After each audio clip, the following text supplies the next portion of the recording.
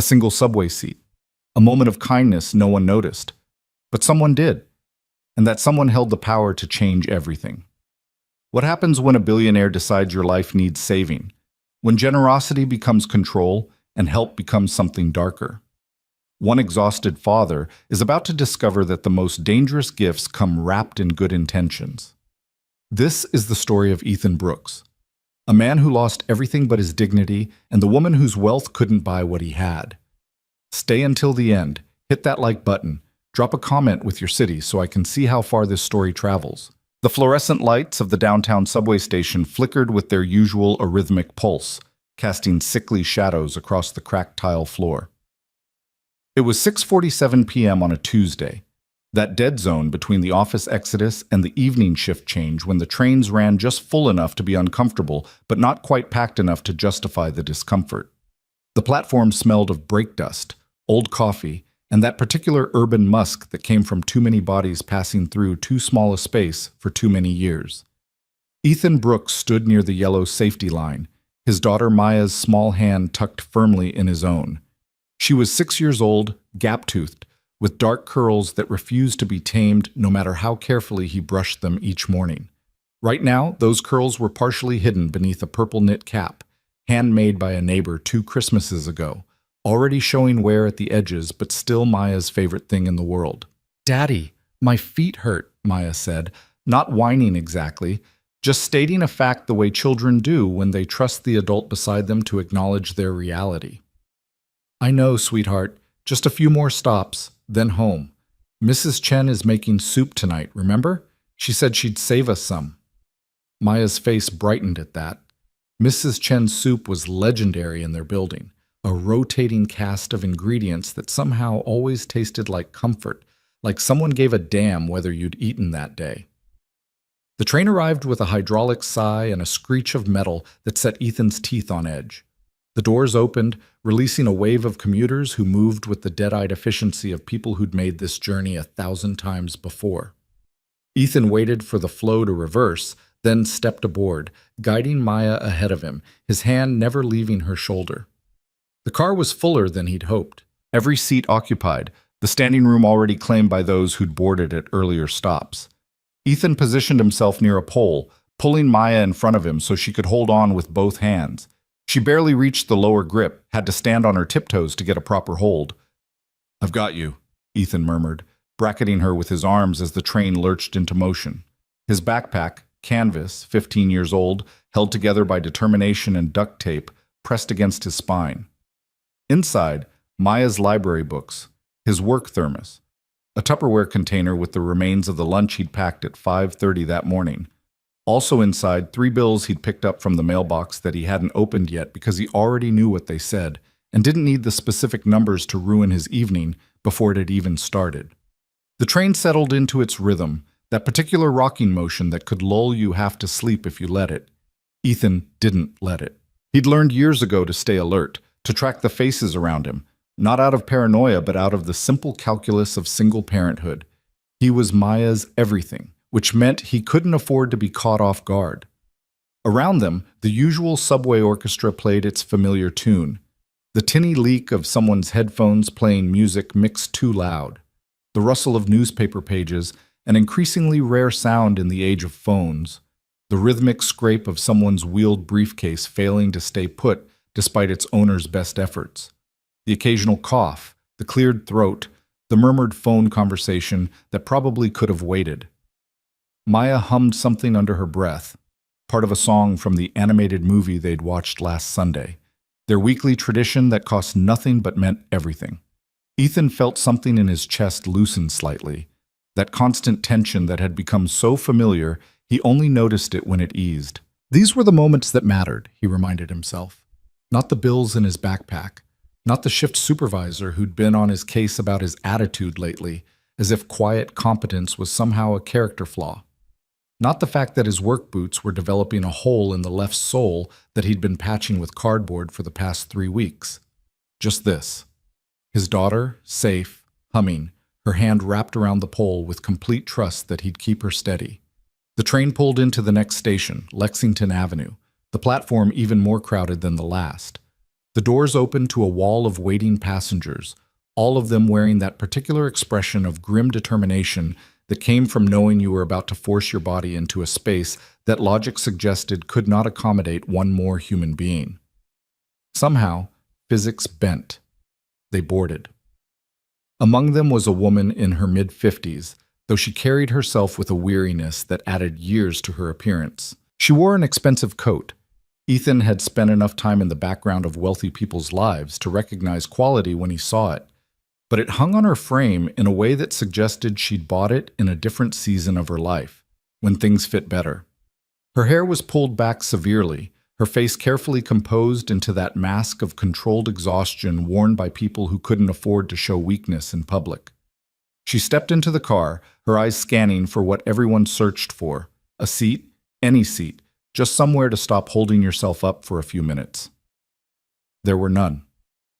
Ethan watched her shoulders drop almost imperceptibly, that micro-expression of defeat that flickered across her face before she locked it down again. She moved deeper into the car, found a position near another pole, and wrapped her fingers around the metal with the careful grip of someone whose hands hurt. The train lurched forward again. Maya's humming continued, oblivious to the small human dramas unfolding in every square foot of the subway car. Ethan found himself watching the woman peripherally, something in her exhaustion resonating with his own in a way he couldn't quite name. Not attraction. He'd sealed that part of himself off when Jennifer died, packed it away in the same mental storage where he kept all the other things he couldn't afford to feel.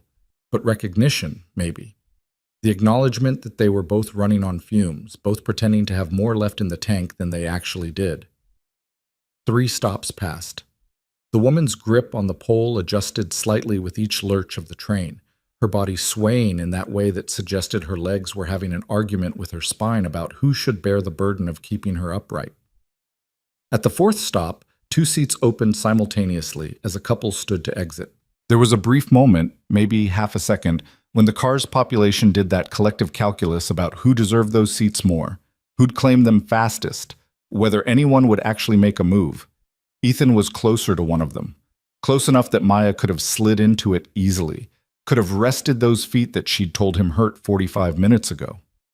He looked at the woman by the pole, looked at Maya, looked back at the woman. "Come on, Maya Bird," he said softly, using the nickname that had somehow stuck since she was 2. "Let's move down a bit." "But Daddy," Maya started, because she was 6 and could absolutely see the empty seat right there, could feel how much her feet hurt, could sense that her father was choosing something that didn't make immediate sense. "Trust me, sweetheart." Maya, who'd been raised on trust because it was the only currency Ethan had in abundance, nodded. Ethan caught the woman's eye, jerked his head slightly toward the seat. For a moment she didn't understand, or didn't believe. People didn't give up seats in New York, not really, not unless you were obviously pregnant or visibly disabled or so old that watching you stand felt like witnessing an act of cruelty. "Please," Ethan said, the single word cutting through the subway noise. "You look like you need it more than we do." Something shifted in the woman's face, a crack in that careful composure. Not gratitude exactly, though there was that too. Something deeper, more primal. The shock of being seen not as important or powerful or worthy of deference for any reason other than simple human need. She moved toward the seat, each step measured.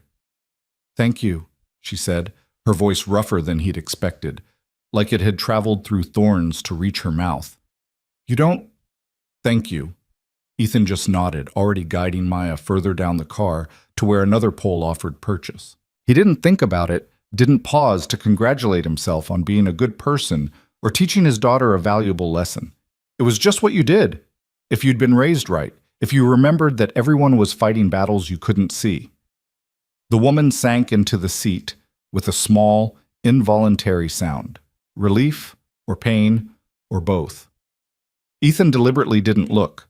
There was a dignity in not watching people's vulnerable moments, in granting them the privacy of their own exhaustion.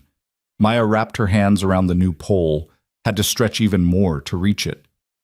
Ethan positioned himself behind her again, his world narrowing to this small space, this protective circle, this simple geometry of father and daughter against the evening commute. "Daddy?" Maya's voice was quiet enough that only he could hear. "Yeah, sweetheart?" That was nice, what you did.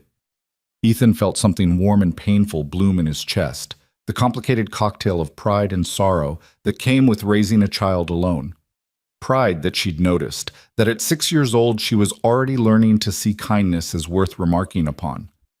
Sorrow that she had to learn these lessons in subway cars because there was no other classroom available, no protected childhood space where morality could be taught in the abstract rather than the concrete.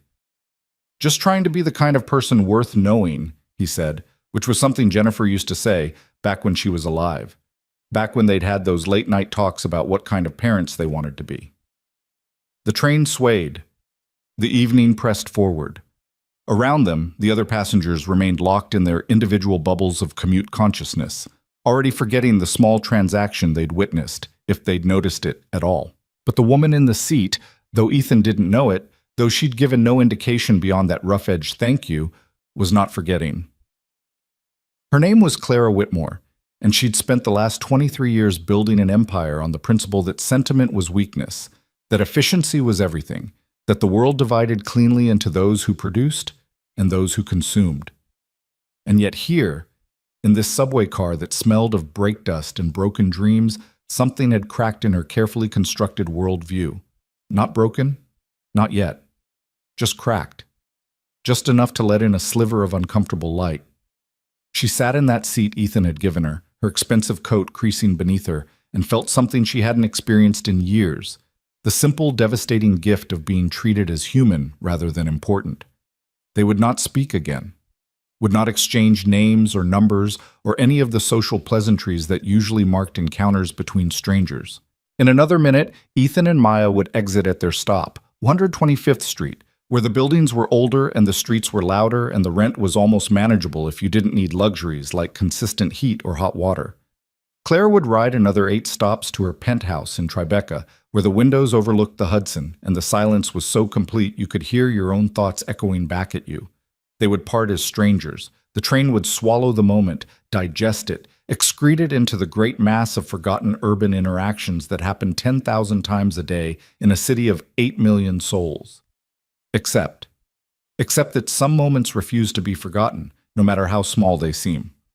Some acts of kindness lodge themselves in the complicated machinery of a person's consciousness and begin, slowly, inexorably, to change the gear's rotation. Clara Whitmore would go home that night and pour herself the expensive scotch she always poured, would stand at her floor-to-ceiling windows overlooking the city she'd conquered, and would find herself unable to stop thinking about a man who'd given up a seat. Not because he wanted something, not because he recognized her. She was reasonably certain he hadn't. Her face was famous in certain circles, but the subway wasn't one of them. Because he'd simply seen someone who needed to sit down and had made space for that need. The thought would keep her awake long past her usual bedtime, would follow her into the next day's board meeting where she'd find herself distracted during a presentation on quarterly earnings, wondering about the man with the daughter, about what kind of life produced that reflexive kindness. But that was later. For now, in this moment, Ethan Brooks stood on a moving train with his daughter's hands wrapped around a pole, his backpack heavy with unpaid bills, his boots developing a hole he didn't have the money to fix. 2 more stops, he said to Maya, checking the map above the door more out of habit than need. He knew this route the way he knew his own breathing, unconsciously, perfectly, with the deep knowledge that came from repetition and necessity. Maya nodded, her humming returning. Some snippet of melody from a movie about princesses and magic and happy endings. Ethan didn't have the heart to tell her that real life didn't work that way, that magic was just another name for luck, and luck was a commodity in shorter supply than subway seats during rush hour. Instead, he just held on to the pole, kept his daughter steady, and counted down the minutes until they could climb the stairs back to street level, back to their 4th-floor walk-up, back to Mrs. Chen's soup and the evening routine that kept chaos at bay. The train pulled into 125th Street. Ethan guided Maya toward the doors, his hand on her shoulder, his body angled to shield her from the press of boarding passengers. They stepped onto the platform together, were immediately swallowed by the crowd, just 2 more anonymous figures in the endless stream of New Yorkers making their way home. Behind them, still seated, Clara Whitmore watched them go. Watched the man's hand never leave his daughter's shoulder, watched the daughter's complete trust in that guidance. Watched them disappear into the human river that flowed toward the stairs. The doors closed. The train moved on. And in that moment, though neither of them knew it, though the universe gave no indication that anything significant had occurred, two trajectories had begun to intersect. Not collide, not yet, just intersect, drawn together by the strange gravity that sometimes pulls people toward each other for reasons that won't become clear until much, much later. Ethan and Maya climbed the stairs from the subway platform, each step a small negotiation between momentum and exhaustion. The evening air hit them, cold enough to bite, thick with the smell of roasting nuts from a street vendor and the diesel exhaust of a bus pulling away from the curb. "Can we get nuts?"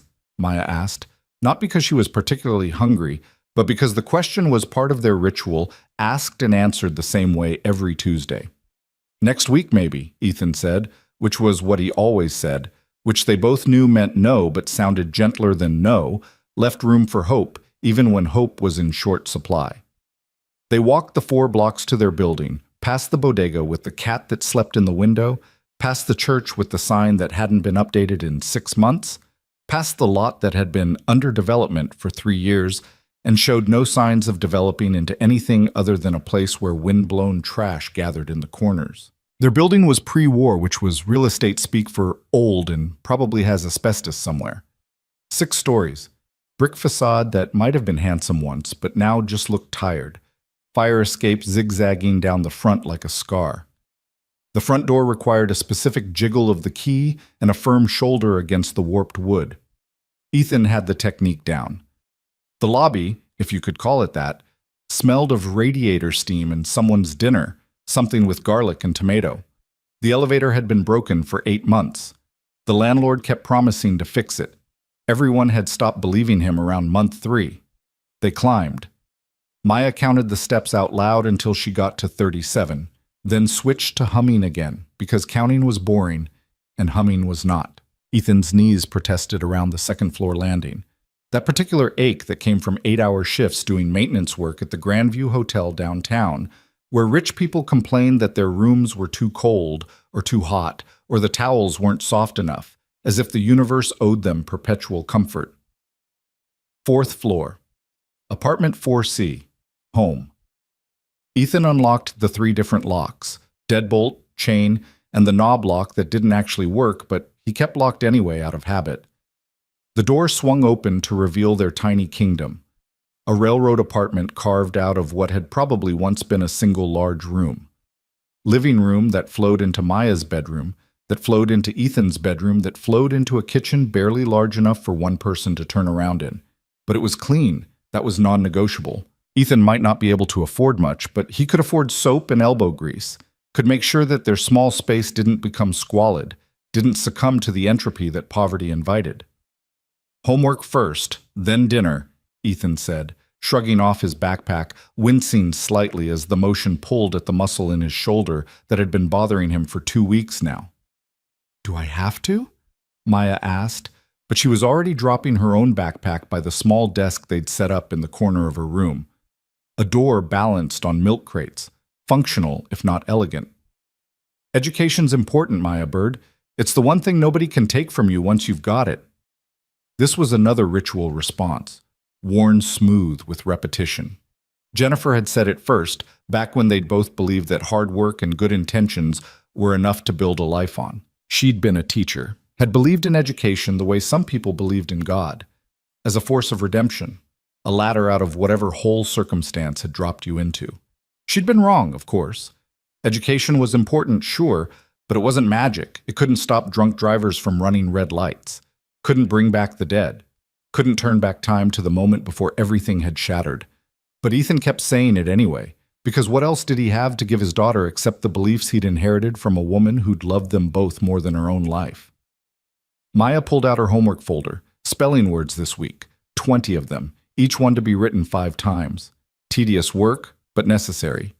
Ethan had learned that education at this level was mostly about building tolerance for tedium, for following instructions, for doing what you were told even when it seemed pointless. He moved into the kitchen, such as it was.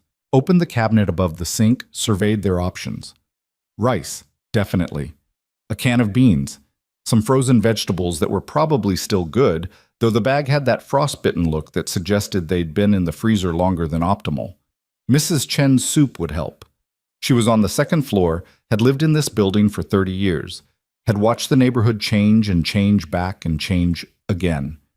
She'd known Jennifer, had cried at the funeral, had quietly adopted Ethan and Maya into her circle of care in the way that some people did. That network of mutual support that developed in buildings like this, where everyone was struggling and so everyone understood. There was a knock at the door, soft, 3 taps. That was Mrs. Chen's signature. Ethan opened up. Mrs. Chen stood there, tiny and wrinkled and indomitable, holding a container of soup that was still steaming. "I made too much," she said, which was what she always said, which was transparently untrue but allowed everyone to maintain dignity. "You help me, okay? I cannot eat all this." "Thank you, Mrs. Chen," Ethan said, accepting the container with both hands. The warmth of it seeped through the plastic into his palms, a small comfort that was larger than its size. "Maya doing homework?" "Yes, ma'am." "Good girl. Smart girl." Mrs. Chen peered past him into the apartment, as if checking to make sure everything was in order, that Ethan was holding things together. Satisfied with whatever she saw, she nodded. "You working tomorrow?" "Every day this week." "You look tired." Ethan almost laughed at that. Tired was his baseline now, the default setting of his existence. "I'm okay." Mrs. Chen's expression suggested she didn't believe him, but she didn't push. That was the thing about Mrs. Chen. She helped, but she didn't pry.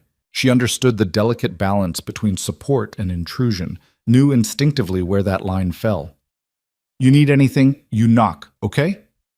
She was already retreating toward the stairs, moving with the careful deliberation of someone whose bones ached, but whose spirit refused to acknowledge it. "Thank you," Ethan said again, because there weren't enough ways to say thank you, weren't enough words to encompass the gratitude he felt toward the people like Mrs. Chen, who kept him and Maya afloat. He closed the door, carried the soup to the kitchen, began the familiar choreography of preparing dinner. Rice in the cooker, soup reheated on the stove, frozen vegetables microwaved. It wasn't elaborate, but it was hot, and it was nutritious, and it would fill their stomachs for another night.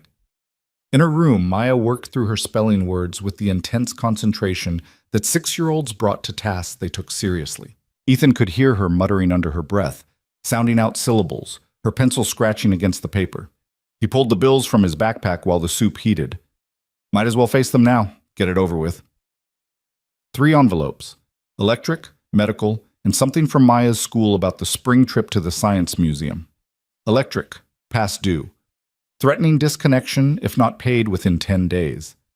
Medical, still climbing from Jennifer's hospital stay 3 years ago, that nightmare of bills that seemed to multiply like cancer cells, metastasizing through his financial life. School trip, $45, which might as well have been $400 for all the likelihood he had of pulling it together. Ethan set the bills aside, face down, as if not looking at them would somehow make them less real. He'd figure it out. He always figured it out through some combination of extra shifts and skipped meals and careful negotiation with creditors who were used to people like him, people who were trying, who just didn't have enough to spread across all the cracks in their lives. The soup was ready. He called Maya to dinner. They sat at their small table, another door-on-crate situation, covered with a vinyl tablecloth that Maya had picked out because it had sunflowers on it, and sunflowers were happy. "How was school today?" Ethan asked, which was what fathers were supposed to ask, even when they could guess the answer. "Good. We learned about butterflies." "Did you know they can taste with their feet?" "I did not know that."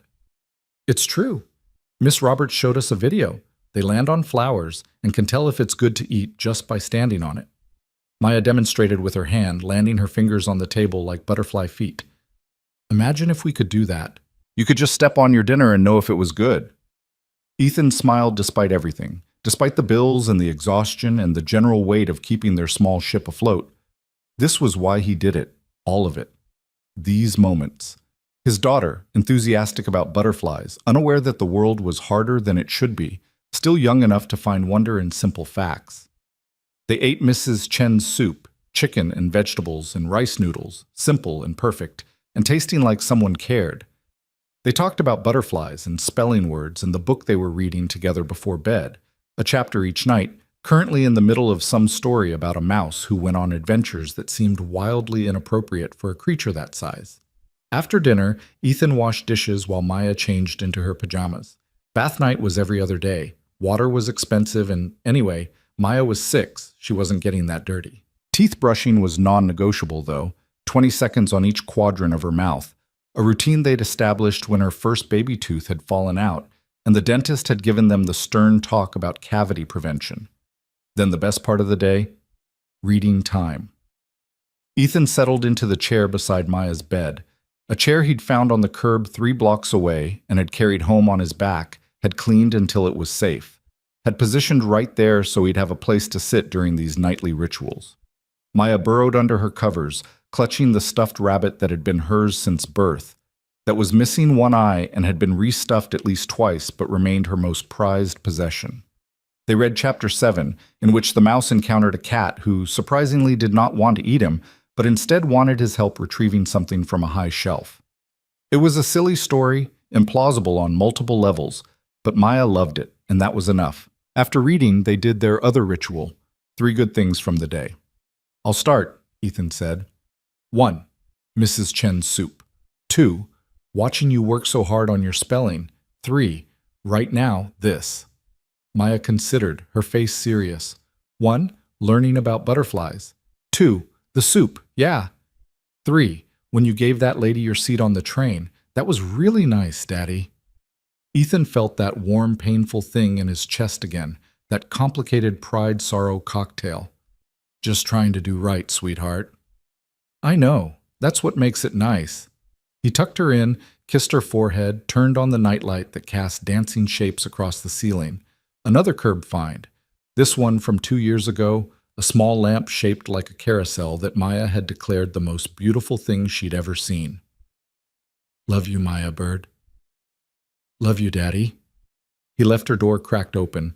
She didn't like complete darkness and retreated to the living room. Now came the hard part of the day. The hours between Maya's bedtime and his own, when he had to face the bills and the budget and the impossible mathematics of making not enough stretch across too many needs. Ethan opened his laptop, 7 years old, running an operating system that was 3 versions behind but functional. He pulled up his spreadsheet, the one where he tracked every dollar, every expense, every impossible decision about what got paid and what got pushed to next month. Electric. Couldn't skip that, not with winter coming. Medical. He'd call tomorrow, try to negotiate another payment plan, another extension. School trip. That was the hardest one. He'd have to tell Maya she couldn't go, would have to watch her try to hide her disappointment, would have to feel like he'd failed her even though he was doing everything humanly possible. Unless he picked up extra shifts. The hotel was always looking for people willing to work overnights, the graveyard shift that paid an extra $1.50 an hour.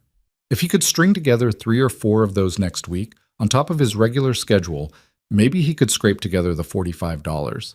He'd be exhausted, would barely see Maya, would be running on fumes and coffee and sheer willpower. But she could go on the field trip, could spend a day at the science museum with her class, could experience something beyond their small apartment and the walk to school and the subway rides to nowhere in particular. It was worth it. She was worth it. Ethan added the shifts to his calendar, already feeling the exhaustion they'd bring, already making peace with the cost. This was fatherhood, an endless series of calculations about what you could sacrifice to give your child something approaching normal. He worked on the budget until midnight, moving money around like puzzle pieces, trying to make them fit into a picture that looked like solvency. It never quite worked, but he got close enough. Close enough to keep the lights on, to keep food in the cabinet, to keep them moving forward one day at a time. Finally, exhausted beyond measure, Ethan closed his laptop.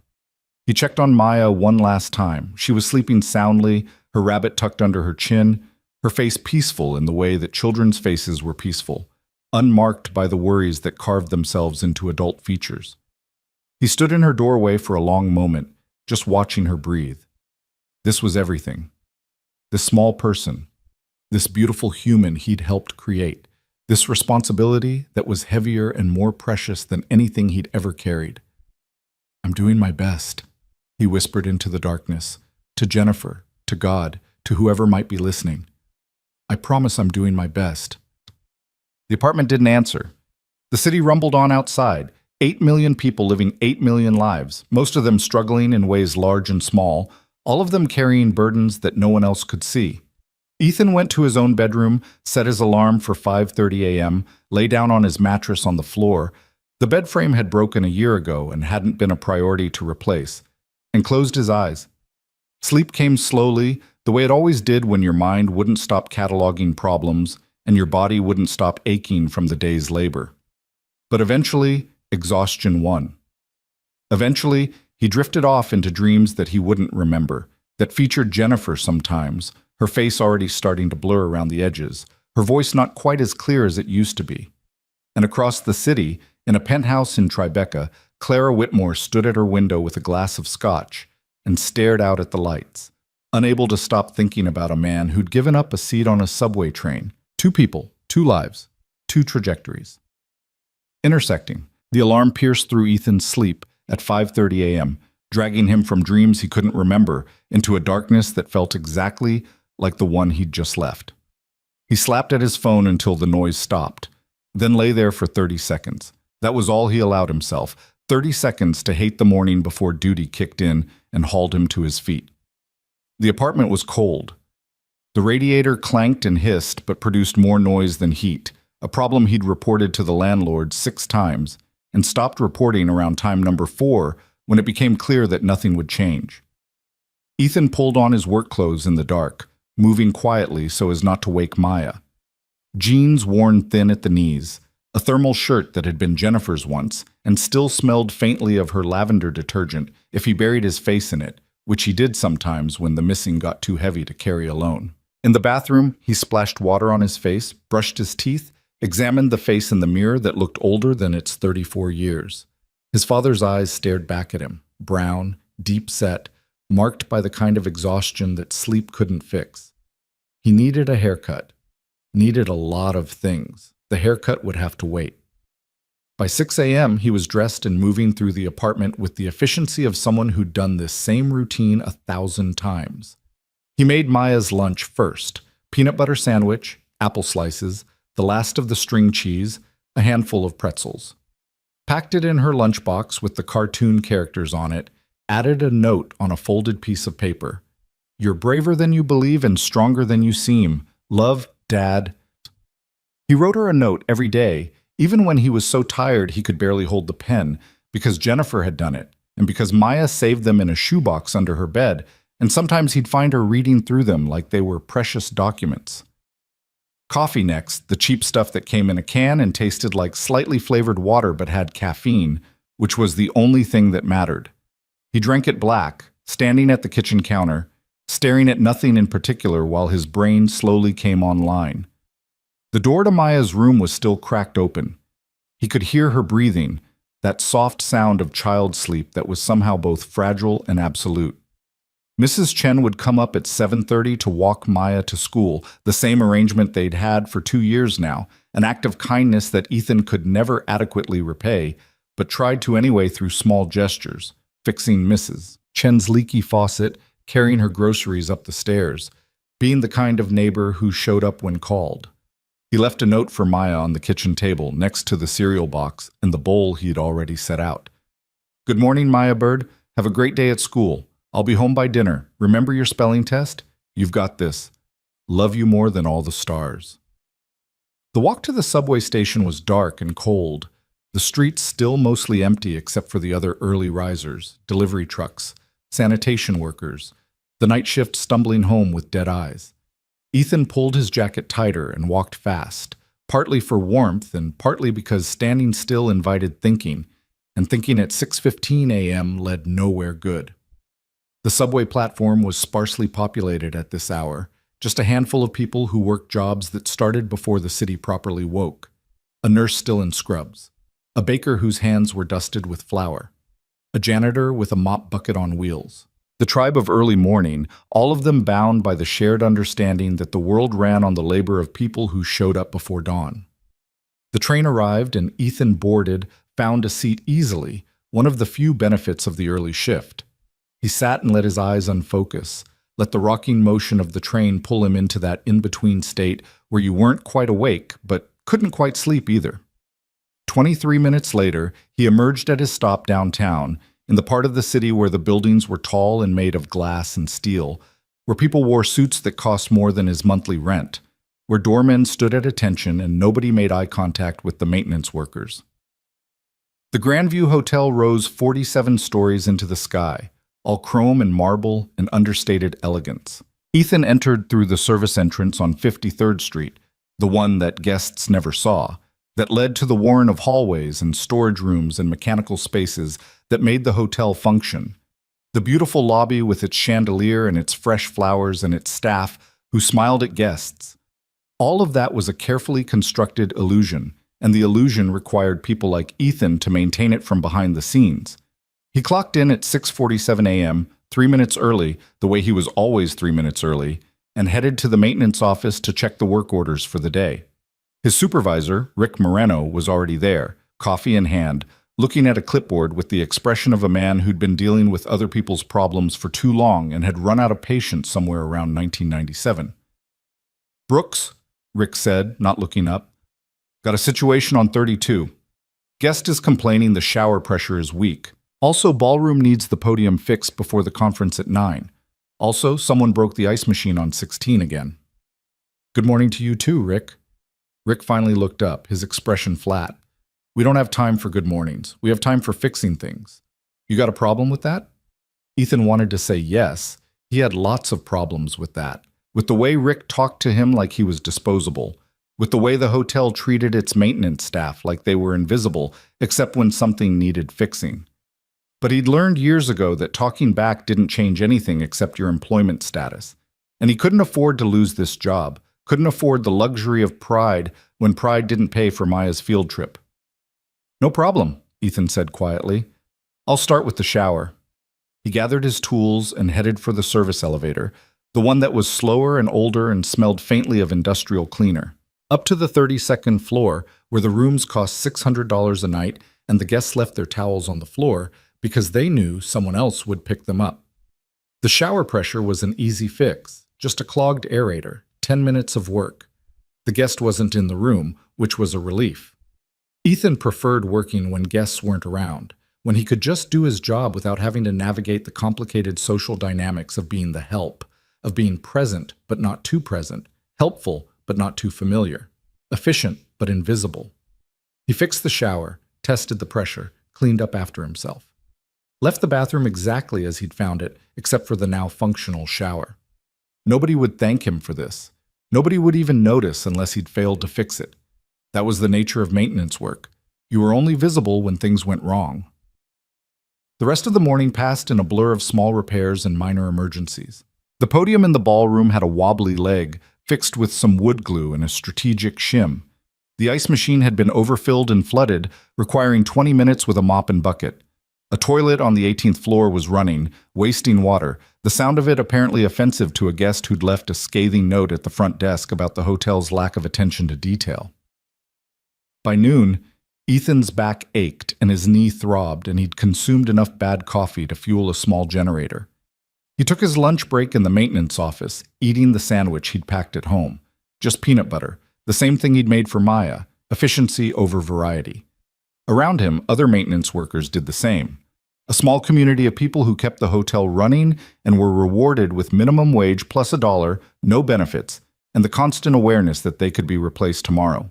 "You look tired, man," said Carlos, one of the other maintenance workers, a guy about Ethan's age with 3 kids and a wife who worked nights at a diner.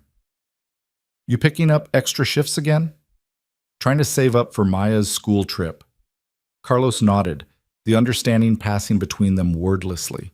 They were all trying to save up for something: school trips, medical bills, car repairs, the endless parade of expenses that marched through their lives like an occupying army.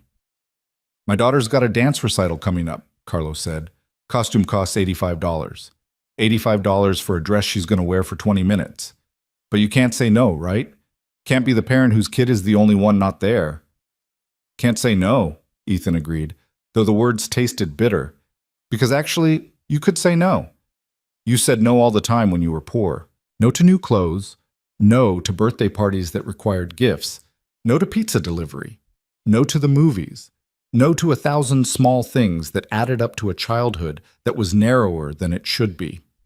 The afternoon shift was worse than the morning. Something about the post-lunch slump combined with the accumulation of minor injuries and indignities that came with physical labor.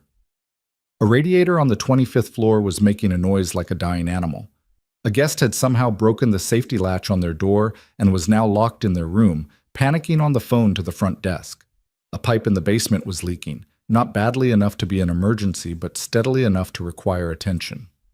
Ethan moved through it all with mechanical efficiency, his body on autopilot, his mind mostly elsewhere. Thinking about Maya's spelling test, whether she'd remember to study. Thinking about the electric bill and whether he could negotiate another week. Thinking about nothing in particular, just the static white noise of exhaustion. At 3:30 p.m. his phone buzzed, a text from Mrs. Chen. Maya home safe. She got 100 on spelling test. Very proud. Ethan felt something loosen in his chest, that constant tension that came with being a single parent, with knowing that your child was out in the world and you couldn't protect them from everything. He texted back, "Thank you, Mrs. Chen. You're the best." 3 dots appeared, disappeared, appeared again. Then, "You are good father. She is lucky girl." Ethan stared at those words, feeling them settle somewhere deep. He didn't feel like a good father most days. He felt like someone barely keeping his head above water, constantly one crisis away from drowning. But if Mrs. Chen said it, maybe there was some truth in it. Maybe just showing up every day, just being present and trying, maybe that counted for something. His shift ended at 4 p.m., which meant he could be home by 5 if the subway cooperated, could have dinner with Maya and hear about her day and help with homework and maintain the small rituals that held their life together. But Rick caught him just as he was clocking out, appeared at his elbow with that expression that meant Ethan's plans were about to change.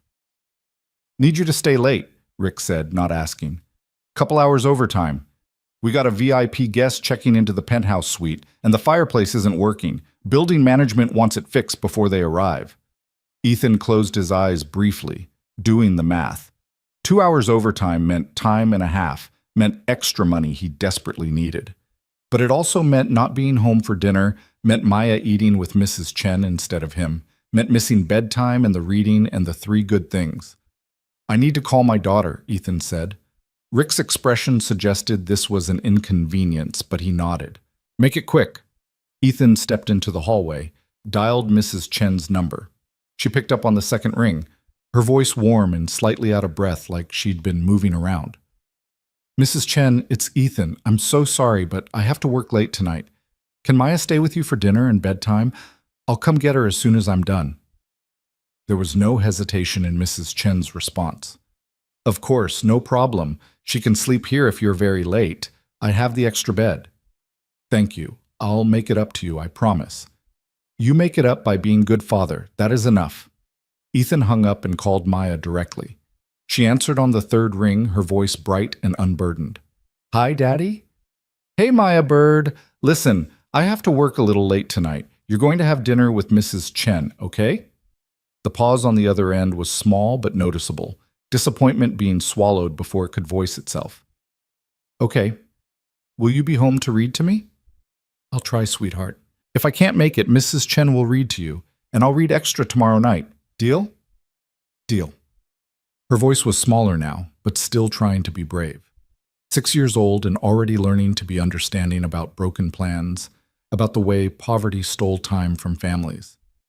"I love you more than all the stars," Ethan said. "I love you more than all the stars and the moon and the sun," Maya replied, their familiar call and response. "I'll see you tonight, even if you're already asleep. I'll kiss your forehead and tell you 3 good things, okay?" "Okay, Daddy." They hung up. Ethan stood in the hallway for a moment, hating this, hating that he had to choose between money and time, between providing and being present. But there was no real choice, not really. The electric company didn't care about bedtime stories.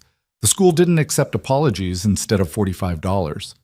He went back to Rick, said he'd stay, and gathered his tools again.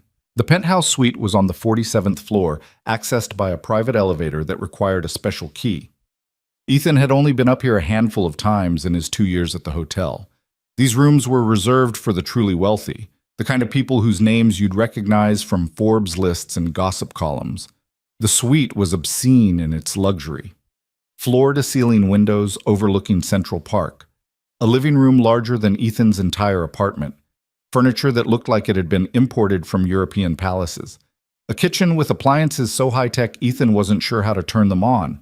And the fireplace, gas, not wood, set into a marble surround that probably cost more than he'd earn in 5 years. He knelt in front of it, opened the access panel, began diagnosing the problem. The pilot light was out, probably just needed to be relit, but he'd checked the gas line too, make sure there were no leaks, no safety issues. This was the kind of suite where mistakes weren't tolerated, where a missed detail could mean termination. As he worked, Ethan couldn't help but think about the person who'd be staying here. What did you do to earn a life like this? What choices had they made that put them in a penthouse while he was on his knees fixing their fireplace? Was it talent, luck, ruthlessness, inheritance? Some combination of all four?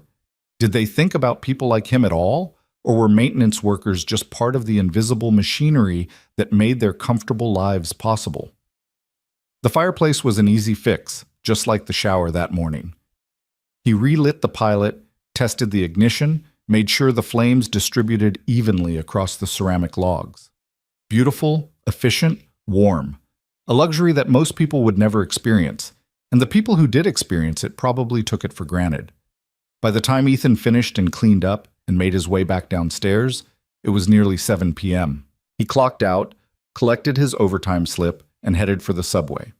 The evening train was crowded again, the familiar press of bodies and exhaustion. Ethan found a spot near the door and held the pole and let his mind go blank, too tired to think, too tired to do anything but exist in this small space and count down the stops until he could go home. But as the train rocked and swayed, as the stations passed and the passengers changed, Ethan found his thoughts drifting to yesterday, to the woman he'd given his seat to. He wondered if she'd made it home okay, if that small gesture had mattered at all, or if it had been just another forgettable moment in her day. He'd probably never know. That was how most acts of kindness worked. You put them out into the world, and they disappeared into the great mass of human interaction, and you had to be okay with not knowing if they'd made a difference. The train pulled into 125th Street.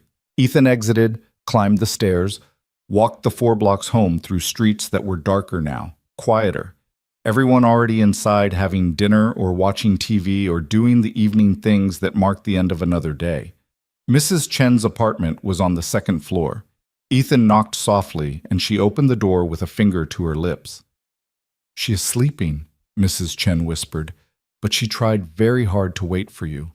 Maya was curled up on Mrs. Chen's couch, her stuffed rabbit clutched in her arms, her face peaceful in sleep.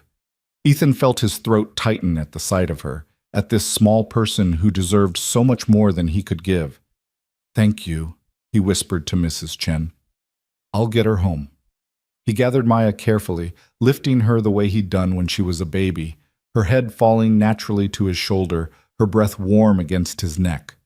She stirred slightly but didn't wake, just murmured something about butterflies and settled deeper into sleep. Mrs. Chen held the door as he carried Maya up the 2 flights to their apartment, helped him get the door unlocked without waking her.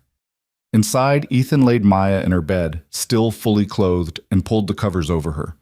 He sat on the edge of the bed for a long moment, just watching her breathe, this small miracle that kept him going when everything else felt impossible. 3 good things, he whispered into the quiet. 1, you got 100 on your spelling test. 2, Mrs. Chen taking such good care of you. 3, being here now, even if it's later than I wanted. He kissed her forehead, breathing in the smell of her, strawberry shampoo and the slight sweat of childhood, and something indefinable that was just Maya. In the kitchen, he found a note in Maya's handwriting, careful block letters. "Daddy, Mrs. Chen and me made cookies. There is one for you in the container. I love you. Maya." Ethan opened the container and found a single cookie, slightly misshapen but clearly made with care. He ate it slowly, tasting the sweetness and the love baked into it, and felt tears prick at his eyes because sometimes kindness was the hardest thing to receive. Sometimes being taken care of by a 6-year-old and a 70-year-old woman broke you open in ways that hardship couldn't. He cleaned up the kitchen, did the dishes, checked the calendar for tomorrow's schedule. Another full day, another series of problems to solve and repairs to make, and hours to endure. But also, more time with Maya, more moments of ordinary grace, more opportunities to be the father she deserved, even if he couldn't give her the life she deserved. Ethan finally collapsed into his own bed around 10 p.m., too tired to shower, too tired to do anything but set his alarm and close his eyes. Sleep came quickly this time, pulling him under like a wave, giving him a few hours of oblivion before the alarm would shatter the morning and the whole cycle would begin again. And somewhere across the city, in a neighborhood where the buildings were newer and taller and the streets were cleaner, Clara Whitmore sat in her office on the 38th floor of her company's headquarters and stared at a wall of monitors displaying real-time data from her various business ventures. The numbers were good. They were always good. Clara had built her empire on an uncanny ability to see patterns others missed, to identify opportunities before they became obvious, to execute with precision and without sentiment. She'd started with nothing. That part was true, at least in the way that rich people used the word nothing, which meant middle-class parents and a state school education rather than actual poverty. She'd built her first company at 24, sold it at 27 for 8 figures, then built 3 more companies that were each more successful than the last. Now, at 52, Clara Whitmore was a name that meant something in the business world. She sat on boards. She gave speeches at conferences. She was quoted in the Wall Street Journal and profiled in Fortune and invited to events where the champagne was vintage and the conversation was carefully calibrated to sound casual while actually being intensely strategic. She'd built all of this through sheer force of will and intelligence, and if she was being honest, a certain ruthlessness that came naturally to her. She didn't apologize for it. The business world rewarded decisive action, not hand-wringing. It rewarded results, not intentions. But lately, and she couldn't pinpoint exactly when this had started, Clara had begun to feel a discomfort that she couldn't logic away, a sense that the architecture of her life, so carefully constructed, was somehow hollow at its center. The subway incident yesterday had crystallized something that had been building for months, maybe years. That man giving up his seat, the simplicity of it, the way he'd done it without expecting anything in return, without even seeming to think it remarkable. It had struck her as profoundly foreign, this way of moving through the world. When was the last time she'd done something that wasn't strategic, that wasn't calculated to produce some outcome or maintain some advantage? Clara couldn't remember. Her assistant, Marcus, knocked on her open office door. "The quarterly reports are ready for your review. Also, the Times wants to interview you about the new education initiative." "What education initiative?" "The one our PR team announced last week, the Scholarship Fund for Underserved Communities." Clara vaguely remembered signing off on that, one of a dozen initiatives her team had proposed as part of their corporate social responsibility strategy. Good optics, tax deductible, minimal actual involvement required on her part beyond the initial approval. "Tell them I'm not available," Clara said.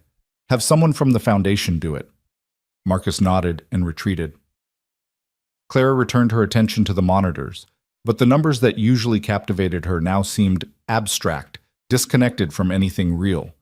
She thought about the man on the subway, wondered what his life was like, what brought him to that train at that time. He'd had a daughter with him, young, maybe 6 or 7. They'd moved with the easy coordination of people who'd developed routines out of necessity, who'd learned to navigate a difficult world together. What did that feel like, Clara wondered? To have someone depend on you that completely.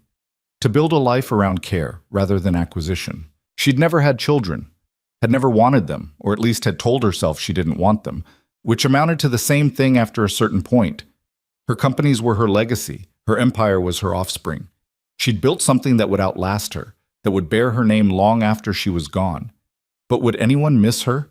Would anyone remember her as someone who'd made their life better in some small human way?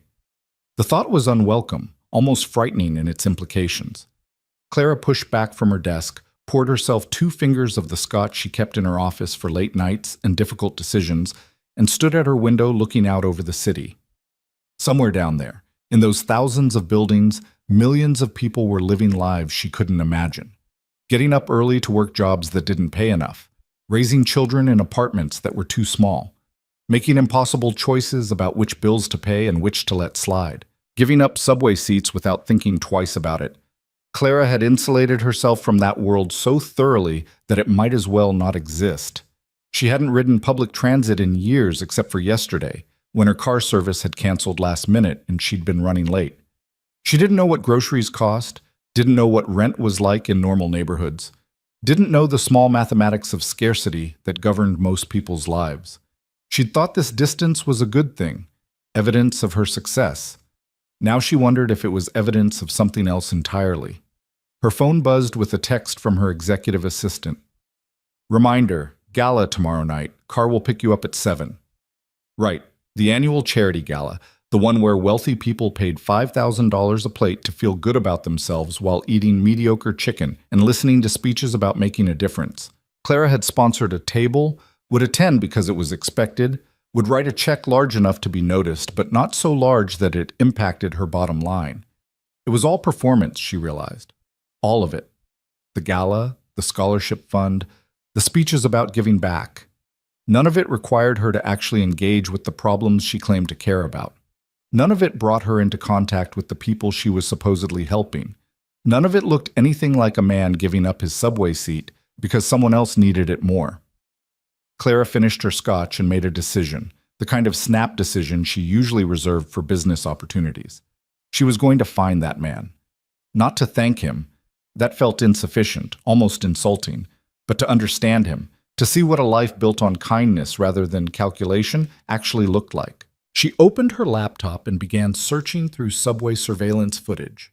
A breach of privacy she justified to herself as research, as trying to understand something important. It took 3 hours and several phone calls to people who owed her favors, but eventually she had what she needed: a partial face, a location, a rough trajectory. It wasn't much, but Clara Whitmore had built an empire on less. She'd find him, would figure out his story, would... What? She wasn't entirely sure, but for the first time in years she felt something like genuine curiosity rather than strategic interest. By the time Clara left her office, it was nearly midnight. The city was quieter now, the streets mostly empty except for late-night workers and people who had nowhere else to be. Her driver took her home to her penthouse in Tribeca, the one with floor-to-ceiling windows and furniture that had been featured in design magazines and silence so complete it felt like a presence. She poured another scotch, stood at those windows, and looked out at the city she'd conquered. Down there somewhere, a man was probably asleep in an apartment she couldn't imagine, dreaming dreams she couldn't fathom, living a life that had somehow become more interesting to her than her own. Clara raised her glass to the distant lights, to the anonymous millions living their complicated lives, to the man who'd given up his seat and unknowingly cracked something open in her carefully constructed world. She didn't know his name yet, didn't know that he was called Ethan Brooks, that he had a daughter named Maya, that he worked maintenance at a hotel she probably stayed at sometimes without noticing the people who made her comfort possible. She didn't know that her curiosity was about to change both their lives in ways neither of them could anticipate, that good intentions could become their own kind of violence, that the distance between helping and controlling was smaller and more dangerous than she'd ever imagined. All she knew, standing there in her expensive silence, was that something had shifted. The numbers on her monitors no longer felt like enough. The empire she'd built no longer felt like justification for the emptiness at its center. And somewhere in that realization was the seed of everything that would come next. The mistakes and the reckonings and the slow, painful discovery that power without wisdom was just another form of poverty. 3 weeks passed before Clara made her move.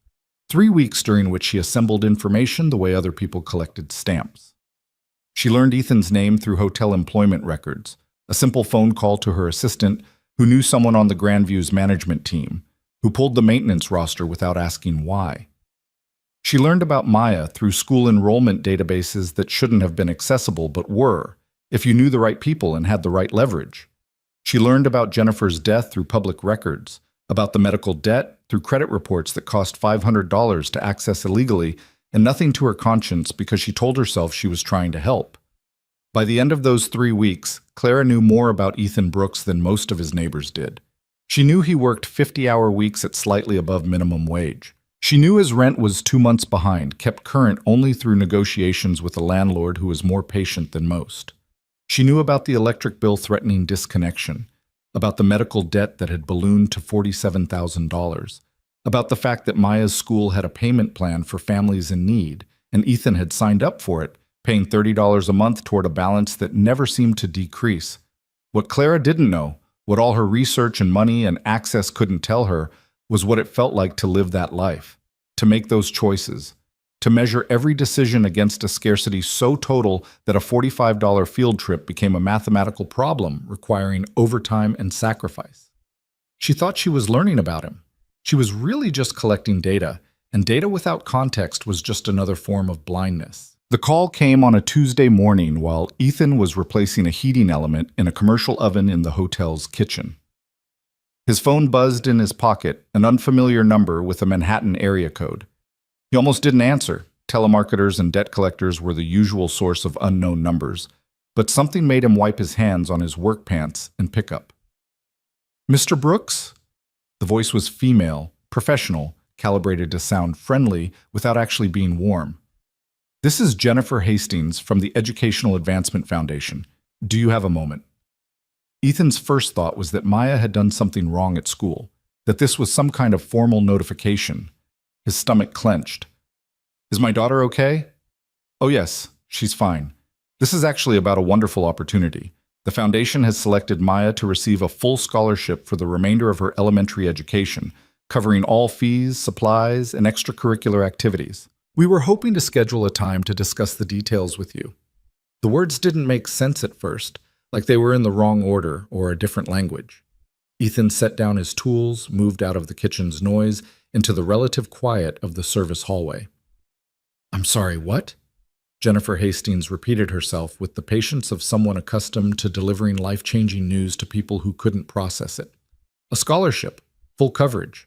Maya had been selected through a review process that evaluated both need and merit. "And congratulations, Mr. Brooks. Your daughter's future just got significantly brighter." "I don't understand," Ethan said slowly. "Maya's 6. She's in 1st grade." "What merit review?" "The foundation uses a comprehensive evaluation system," Jennifer explained, her tone suggesting she'd answered this question before and had a script prepared. "We look at academic potential, family circumstances, and other factors. Maya showed exceptional promise, and your family's situation qualified you for our assistance program." Red flags were waving in Ethan's mind, but they were competing with a desperate hope that made it hard to think clearly. This could solve everything. The field trip, the summer program Maya had mentioned, the math tutoring the teacher had suggested, but that cost $60 an hour. All of it. Just handled. "What's the catch?" Ethan asked, because there was always a catch, because nothing good came free, because he'd learned that lesson too many times to forget it now. "No catch," Jennifer said warmly. "The foundation is funded by private donors who believe in investing in promising young students. All we need is your signature on some paperwork, and Maya's covered through 5th grade. Ethan wanted to believe it, wanted it so badly that his chest hurt. But the voice in his head, the one that sounded like his father, pragmatic and suspicious, kept asking questions. Why Maya? Why now? Who were these donors, and what did they actually want? "Can I think about it?" Ethan asked. There was a pause on the other end, brief but noticeable. "Of course. Though I should mention that the foundation has limited resources, and if you decline, the scholarship would go to another deserving student. We'd need your answer by Friday." The manufactured scarcity wasn't lost on Ethan. He'd seen enough sales tactics to recognize one, but it worked anyway because the stakes were Maya's education, Maya's future, Maya's chance at something better than the life he could provide alone.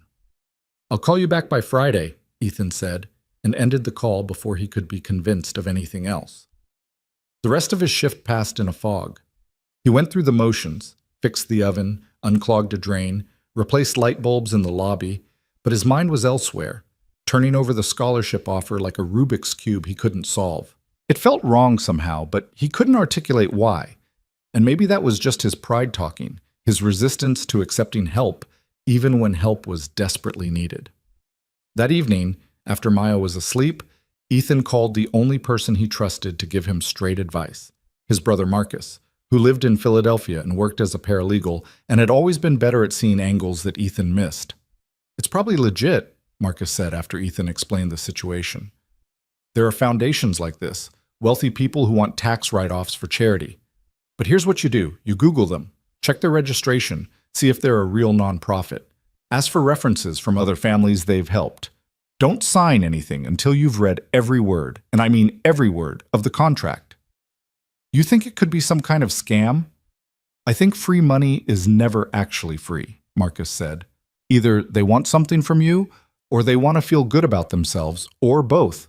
Doesn't mean you shouldn't take it, but go in with your eyes open." That night, Ethan sat at his laptop and searched for the Educational Advancement Foundation. They had a professional website, a listed address in Midtown, testimonials from other families. Everything looked legitimate, but something still nagged at him, some instinct he couldn't name. He was still researching when his phone buzzed with a text from an unknown number. "Mr. Brooks, this is Clara Whitmore. I'm the primary donor for the foundation. I'd like to meet with you personally to discuss Maya's scholarship. Would you be available Thursday evening?" Ethan stared at the message, that nagging feeling crystallizing into something sharper. Clara Whitmore. The name meant nothing to him, but a quick search revealed everything. Billionaire entrepreneur, CEO of multiple companies, philanthropist, and now, apparently, personally invested in his daughter's education. "Why?" He texted back. "Why does a billionaire care about my daughter?" The response came quickly. "Because someone once showed me kindness when I needed it, and I'd like to pay it forward. Thursday, 7 p.m. at the Northside Diner on 125th, my treat." Ethan felt something cold settle in his stomach. The diner was 2 blocks from his apartment. She knew where he lived, knew his schedule well enough to suggest a time after his shift ended. This wasn't random. This wasn't some bureaucratic foundation making impersonal decisions based on merit reviews. This was personal, and he didn't understand why, and that scared him more than the debt or the disconnection notices or any of the other crises he'd learned to navigate. But he texted back, "I'll be there." Because he needed to know, because Maya's future hung in the balance, because sometimes you had to walk into situations that felt wrong to find out if they actually were. Thursday came faster than Ethan wanted it to. He worked his regular shift, came home to have dinner with Maya, helped her with homework, a worksheet about addition that she completed with the focused intensity of someone who took education seriously because her father had taught her it mattered. After she was asleep, after Mrs. Chen had agreed to check on her while he was gone, Ethan walked the 2 blocks to the Northside Diner with his hands shoved in his pockets and his mind running through scenarios. The diner was a neighborhood institution, the kind of place where the coffee was always hot, and the waitresses knew everyone's order, and the booths were cracked vinyl held together with duct tape. It was emphatically not the kind of place where billionaires usually ate, which was probably the point. Clara Whitmore sat in a corner booth, visible through the window before Ethan even entered. She was smaller than he'd expected from her photos online, dressed in jeans and a simple sweater that probably cost more than his monthly rent, but didn't advertise it. Her hair was pulled back, her face free of makeup, her expression carefully neutral. She saw him approaching and stood, extending her hand. "Mr. Brooks, thank you for meeting me." Ethan shook her hand briefly, slid into the booth across from her. "Let's skip the pleasantries. Why are you doing this?" Clara's composure flickered, just for a second, surprise at his directness. Then she smiled slightly. "You don't remember me, do you?" "Should I?" 3 weeks ago. Subway, evening commute. You gave up your seat for me." The memory surfaced slowly, the tired woman, the small gesture he'd already forgotten about. Ethan stared at her, pieces clicking into place. "That was you. That was me. And now you're trying to give my daughter a scholarship because I gave you a seat on a train. When you put it that way, it sounds transactional. I prefer to think of it as recognizing kindness and wanting to amplify it." Ethan felt anger rising, hot and sharp. "You investigated me. You found out where I work, where I live, where my daughter goes to school. You dug into my finances, my debts, my whole life. And you did all of that without asking, without permission, because you decided you knew what I needed. Claire's expression shifted, defensiveness creeping in. I was trying to help. Help. Ethan leaned forward, his voice low but intense. You want to help? Let me tell you what help actually looks like. Help is Mrs. Chen walking my daughter to school because I have to work early. Help is Carlos lending me $20 when I'm short on groceries. Help is the librarian who lets Maya stay an extra hour after closing because she loves to read and we don't have books at home. Help is people who see me as a person, not a project. I didn't mean you investigated me like I was some kind of business acquisition, Ethan continued, his anger sharpening his words. You made decisions about my daughter's life without asking what I wanted, what I needed, what would actually be helpful. You put me in a position where saying no means taking opportunity away from Maya, which means you've stripped away my ability to make choices about my own family. Claire's face had gone pale. I thought I was doing something good. Good for who? Ethan asked. Good for Maya or good for you? Does this make you feel better about your wealth? Does it help you sleep at night, knowing you swooped in to save the poor maintenance worker? That's not fair. Fair? Ethan's laugh was bitter. You want to talk about fair? I work 50 hours a week and can barely keep the lights on. I have a daughter who's brilliant and kind and deserves every opportunity in the world, and I can't give them to her, no matter how hard I try. That's not fair. But you know what? I've made my peace with it, because that's my reality. What I can't make peace with is someone treating my family like a charity case without having the decency to ask if we want to be one. They sat in silence for a moment. The diner's ambient noise, clinking dishes, conversation, the hiss of the grill, filling the space between them. Clara looked shaken, her carefully constructed plans colliding with a reality she hadn't anticipated. You're right, she said finally, her voice quieter. I overstepped. I thought that having resources meant I should use them to help, but I didn't stop to consider how it would feel from your perspective. I didn't ask. I just decided. So withdraw the scholarship, Ethan said. Clara met his eyes. I can't do that. Why not? Because despite everything I've done wrong in how I offered it, Maya still deserves those opportunities. The scholarship is real, the funding is there, and turning it down because I made mistakes in delivery would only hurt her. Ethan wanted to argue, wanted to refuse on principle, but she was right, and he hated that she was right. Pride was a luxury he couldn't afford when the cost was Maya's education. Let me ask you something, Ethan said. If I accept this, what do you get out of it? Clara considered the question, seemed to be genuinely thinking about it rather than producing a prepared answer. Honestly, I don't know. Maybe absolution, maybe the feeling that my money is doing something that actually matters instead of just accumulating. Maybe proof that I'm not as disconnected from basic human decency as I've become. The honesty was unexpected, almost disarming. Ethan studied her face, seeing past the careful composure to something more fragile underneath. She was lost, he realized, rich beyond measure, but lost in a way that money couldn't fix. I don't want to be your redemption project, Ethan said. I know. And I don't want Maya learning that opportunities come from strangers who feel guilty rather than from her own merit and hard work. I understand. But I also can't turn down something that could change her life because of my ego. Clara nodded slowly. So what do you want? If you could design this however you wanted, what would help actually look like? The question caught Ethan off guard. Nobody had ever asked him that before. What he wanted, how he'd solve his own problems if he had the resources.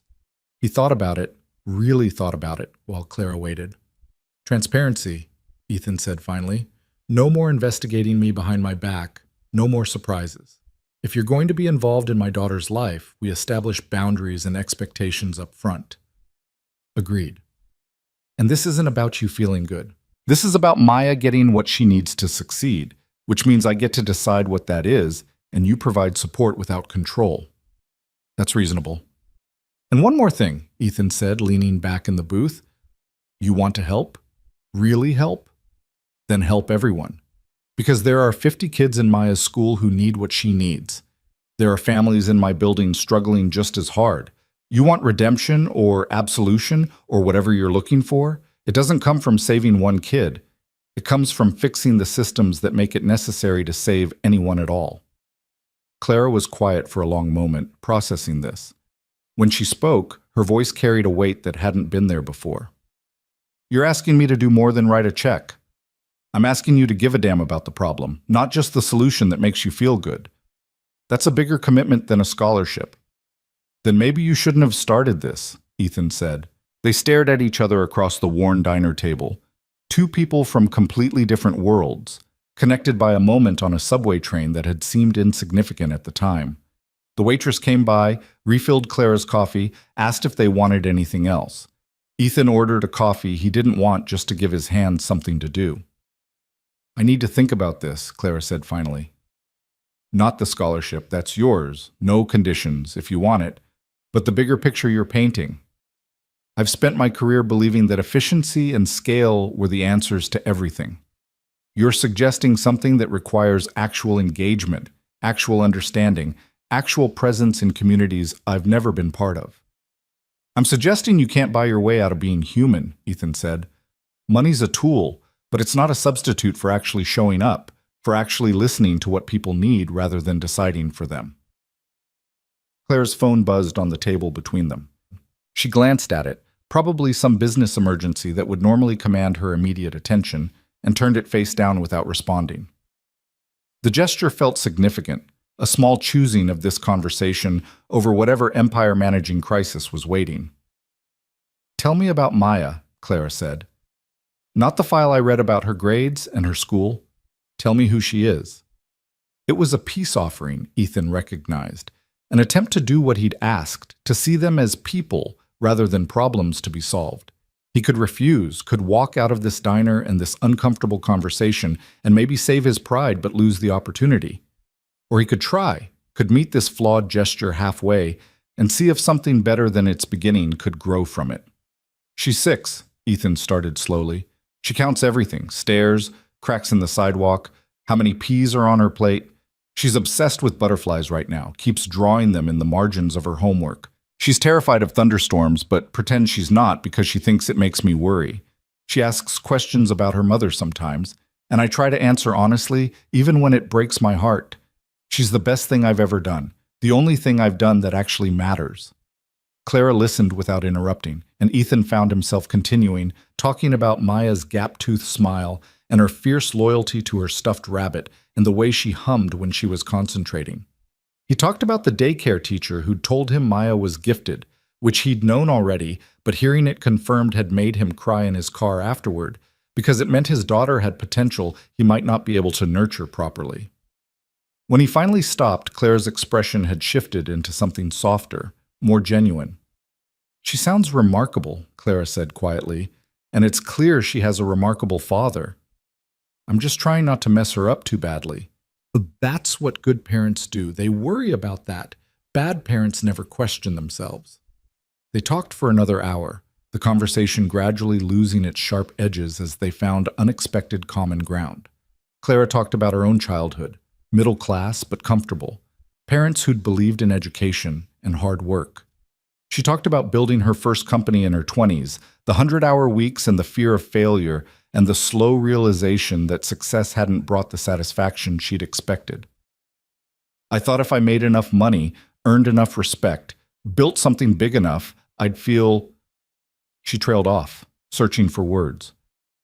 I don't know, complete. But mostly I just feel isolated. Everyone wants something from me, my money, my influence, my endorsement. Nobody just wants to have coffee and talk about their kid. That's because you've constructed your life to make that impossible, Ethan said. You've surrounded yourself with people who see you as Clara Whitmore, billionaire. When was the last time someone was allowed to just see you as Clara? She couldn't answer that question, and her inability to answer was its own response. They parted around 9:30, stepping out into the November cold that bit at exposed skin and turned breath visible. Clara's car was parked down the block, sleek, black, expensive, but understated. Ethan would walk home. So, Clara said, shoving her hands in her pockets, The scholarship, yes or no? Ethan took a breath, made the decision he'd already known he'd make. Yes, but on the terms we discussed, transparency, no control, and you think about the bigger picture. Deal. Clara extended her hand, and this time when Ethan shook it, it felt less like a business transaction and more like the beginning of something he couldn't quite name yet. One more thing, Ethan said. Maya knows I'm meeting with someone about school funding. She's going to want to meet you to say thank you because that's how I'm raising her. You up for that? Clara looked genuinely nervous for the first time that evening. I've never been good with children. You just have to show up and be honest. Kids have excellent radar for bullshit. That's what I'm afraid of. Despite everything, Ethan smiled. Saturday morning, 10 a.m. The playground on 126th. Bring coffee, not gifts, and be prepared to answer questions about butterflies. Clara nodded, looking like she'd just agreed to face a boardroom full of hostile investors. Saturday, 10 a.m., butterflies. Got it. She drove away, leaving Ethan standing on the sidewalk, watching her taillights disappear into traffic. He felt exhausted, but also strangely energized, like he'd survived something dangerous and come out the other side changed. He'd stood his ground, had refused to be diminished by someone else's charity, had demanded to be seen as a person rather than a problem, and somehow, impossibly, she'd listened.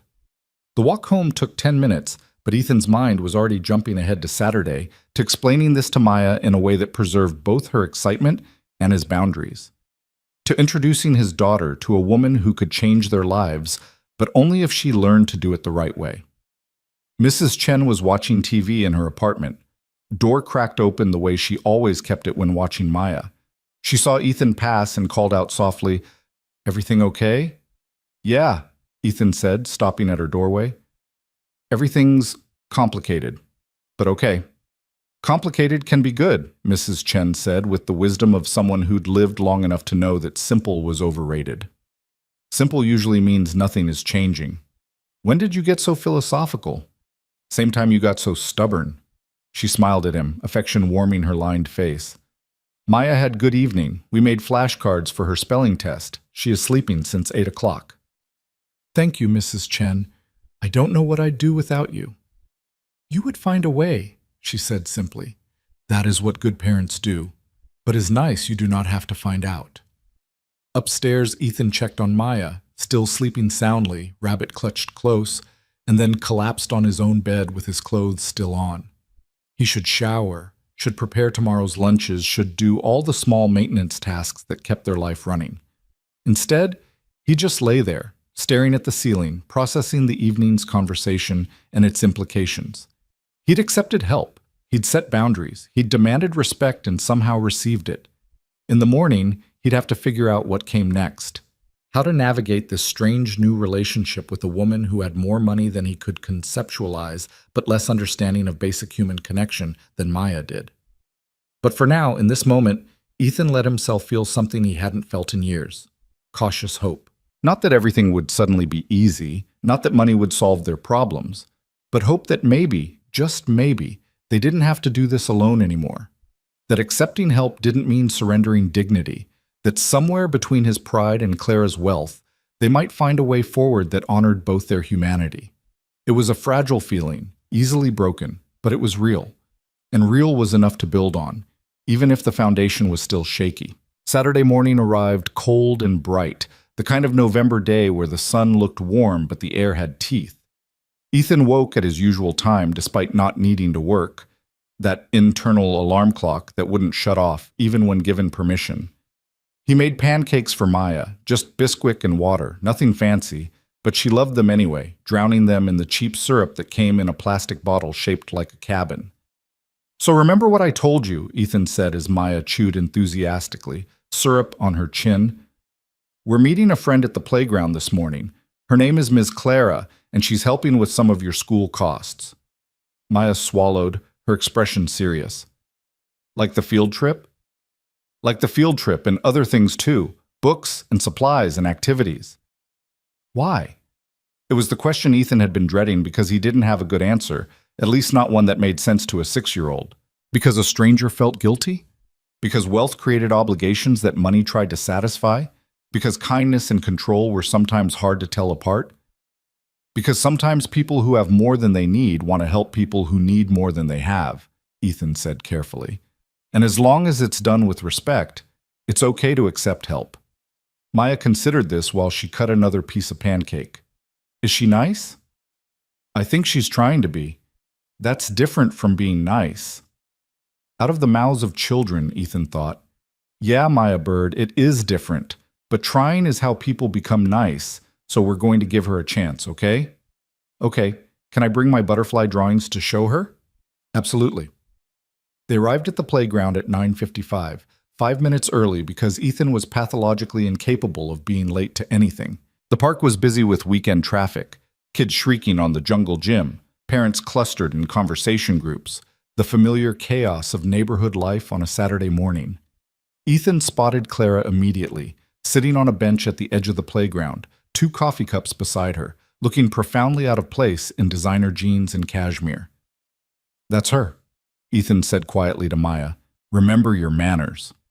They walked over, and Clara stood as they approached, her nervousness visible in the way she clutched her coffee cup a little too tightly. Up close, without the armor of her office or even the neutral ground of the diner, she looked younger somehow, more uncertain. Ms. Clara? Maya said, because Ethan had taught her to introduce herself properly. I'm Maya Brooks. Thank you for helping with my school. Clara blinked, clearly not expecting such direct courtesy from a 6-year-old. You're welcome, Maya. It's nice to meet you. I brought drawings, Maya announced, pulling her folder from her backpack. Daddy said you might want to see my butterfly pictures. I would love to see them. They sat on the bench, Maya between the 2 adults, and she proceeded to give Clara a detailed tour of her butterfly portfolio. There were 8 drawings, each one carefully labeled with the butterfly's name and colors, some of which were real species, and some of which Maya had invented. Clara listened with what appeared to be genuine interest, asking questions about wing patterns and habitats, and Ethan felt some of his tension ease. This one's my favorite, Maya said, pointing to a drawing of a monarch. They migrate thousands of miles, did you know? All the way to Mexico. Miss Roberts said they're like tiny adventurers. That's remarkable, Clara said. Do you want to be an adventurer when you grow up? Maya thought about this seriously. I want to be a scientist who studies butterflies, but also maybe a teacher or someone who helps people. I haven't decided yet. You have time to figure it out. That's what Daddy says. Maya looked at her father with complete trust. He says I can be anything I work hard enough to become. Clara's expression shifted, something complicated passing across her face. Your dad's right, and he's doing an excellent job raising you. I know, Maya said simply. He's the best dad in the world. Ethan felt his throat tighten. He'd spent years wondering if he was enough, if his best was anywhere near good enough, if Maya would grow up resenting what he couldn't provide. But here she was, 6 years old and absolutely certain of his worth, and it was almost too much to bear. Hey, Maya Bird, Ethan said, his voice slightly rough. Why don't you go play for a bit while Ms. Clara and I talk? Stay where I can see you, okay? Okay. Maya gathered her drawings, gave Clara a smile that was pure sunshine, and ran off toward the swings. For a moment, neither adult spoke. They just watched Maya pump her legs, gaining height, her laughter carrying across the playground. She's extraordinary, Clara said finally. Yeah, she is. And you're doing it alone. Not entirely alone. I've got Mrs. Chen and Carlos at work, and the librarian who lets Maya stay late. It takes a village, like they say. Ethan paused. But, yeah, mostly it's just us. Clara handed him one of the coffee cups. Good coffee, he noticed, from one of those expensive cafes where a small costs $6. I spent the last 2 days thinking about what you said, about helping everyone, not just one kid, about fixing systems instead of just treating symptoms. And I think you're right, but I have no idea how to actually do that. Clara turned to face him, her expression more open than it had been at the diner. I know how to build companies, how to read markets, how to make money efficiently. I don't know how to help communities. I don't know what people actually need versus what I think they need. Every time I've tried to do philanthropic work, it's been from a distance. Write a check, attend a gala, approve a grant proposal, never getting my hands dirty, never really engaging. So engage, Ethan said. How? Ethan sipped his expensive coffee, watching Maya share the swings with another little girl, the two of them taking turns pushing each other. You want the honest answer? You shut up and listen. You don't come in with solutions already figured out. You don't assume you know better because you're rich. You sit down with people who are living these problems every day, and you ask them what would actually help, and then you believe them when they tell you. That's harder than it sounds. Everything worth doing is harder than it sounds. Clara was quiet for a moment, then said, I want to do something real. Not just fund a scholarship program. That's important, but it's still me operating from a distance. I want to build something that actually changes the equation for families like yours. Like mine, Ethan repeated, testing the phrase. You mean poor families? I mean families where hard work isn't enough, where parents are doing everything right and still can't get ahead because the system is rigged against them. It was a more honest acknowledgement than Ethan had expected. Okay, so what are you proposing? Clara took a breath, and Ethan recognized the look on her face. It was the same expression Maya got when she was about to suggest something she wasn't sure would be well received. I want to start a community support program. Real support, not just financial. Childcare assistance, job training, housing advocacy, help navigating systems like healthcare and education. I want to hire people who actually know these communities to run it, and I want you to help me build it. Ethan stared at her. Me? You know what people need because you're living it. You know what actually helps versus what sounds good on paper. You've got credibility in your community that I'll never have. And you're not afraid to tell me when I'm wrong, which is apparently something I desperately need. I'm a maintenance worker, Clara. I don't know anything about running programs or managing budgets or... You know about living on the edge of financial collapse and still managing to raise a remarkable kid, Clara interrupted. You know about navigating systems designed to keep people down. You know about community because you're part of one, not observing it from a penthouse. That's the expertise this needs. Ethan felt dizzy, like the playground was tilting beneath him. This wasn't what he'd expected. A scholarship, yes, maybe some ongoing financial help. But this was asking him to step into a completely different role, to become something other than the maintenance worker struggling to survive. I can't just quit my job, Ethan said. I have bills, responsibilities. Maya depends on... I'm offering you a job, Clara said. A real job, with a salary that would let you stop working 70 hours a week. Benefits, including health care that would help with your medical debt. Enough that you could breathe, maybe for the first time since your wife died. The mention of Jennifer hit Ethan like a physical blow. Clara must have seen it in his face because she winced. I'm sorry, that was... No, Ethan said quietly. It's true. I haven't been able to breathe in 3 years. I've been in survival mode so long I don't remember what normal feels like. So let me help make it possible for you to remember. Ethan watched Maya on the swings, her joy uncomplicated and pure. What would it mean for her if he took this job? More time together, certainly. Less exhaustion, less stress radiating from him that she absorbed even when he tried to hide it. The ability to say yes to field trips and birthday parties and all the small things he currently had to carefully ration. But also working with Clara, whose intentions were good but whose understanding was limited. Becoming the face of her charity, the example she'd point to as proof of her program's worth. Trading one kind of dependence for another, one set of constraints for a different set. What would the job actually be? Ethan asked. Clara shifted on the bench, and Ethan could see her moving into business mode, the place where she felt most confident. Community Program Director. You'd be responsible for understanding needs, building relationships, connecting families to resources. You'd hire and manage staff, people with lived experience, not just social work degrees. You'd have real authority to make decisions about how money gets spent and what services get prioritized. And you'd keep me honest, make sure we're actually helping rather than just making ourselves feel good. What's the salary? $65,000 to start, negotiable upward based on performance and program growth. Full benefits, 2 weeks vacation, normal 40-hour work week unless there's a crisis. $65,000. Ethan made $32,000 at the hotel before taxes. This would more than double his income, would move them from barely surviving to actually stable. It would mean Maya could have new shoes when she needed them instead of when the old ones literally fell apart. It would mean he could fix his car instead of relying on the subway. It would mean breathing room, margin, the ability to plan more than a week ahead. It was also terrifying. I don't have the qualifications, Ethan said. I barely finished community college before Jennifer got pregnant. I don't have a degree in social work or nonprofit management or whatever you're supposed to have for this kind of position. You have something better. You have authenticity and lived experience, Clara countered. Yes, we'll need some people with formal training on staff, but the person leading this program needs to have credibility with the community it's serving. That's you, not some 25-year-old with a master's degree who's never missed a meal. Ethan wanted to argue, but he couldn't quite form the objection, because she was right in a way that made him uncomfortable.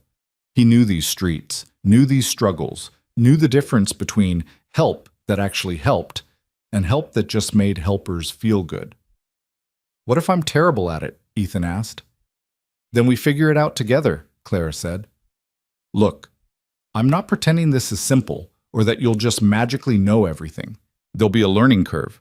But I'd rather work with someone who genuinely cares and has to learn the technical stuff than someone who has all the credentials but no real understanding.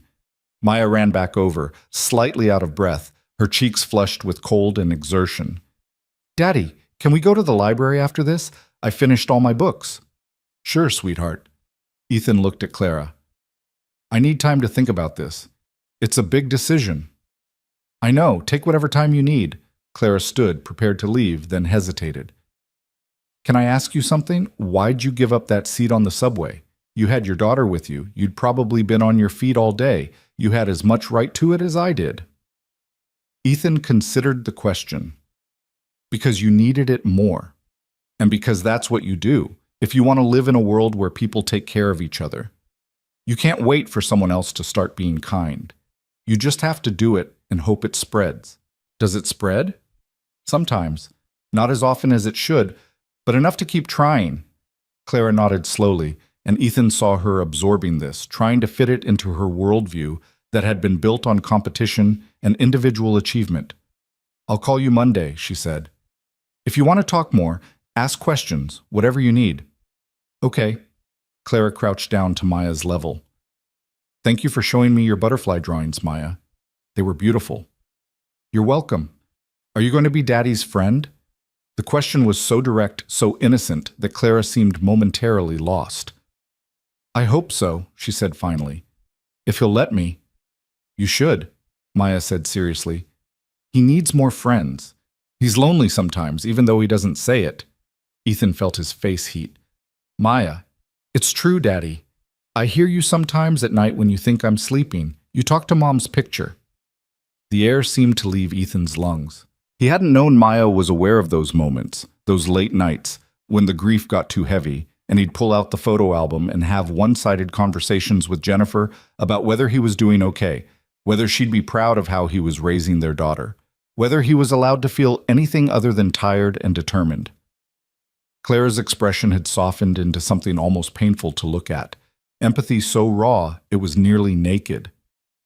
I should go, she said quietly. Let you two get to the library. She walked away toward her car, and Ethan watched her go, feeling like something fundamental had shifted, but not quite able to name what it was. Did I say something wrong? Maya asked, picking up on his silence. No, baby, you just said something true, which is always right, even when it's hard. They walked to the library, Maya's hand in his, her chatter about books and butterflies washing over him while his mind spun through possibilities and fears. That evening, after Maya was asleep, Ethan called Marcus. She offered you what? Marcus said, and Ethan could hear him sitting up, giving this his full attention.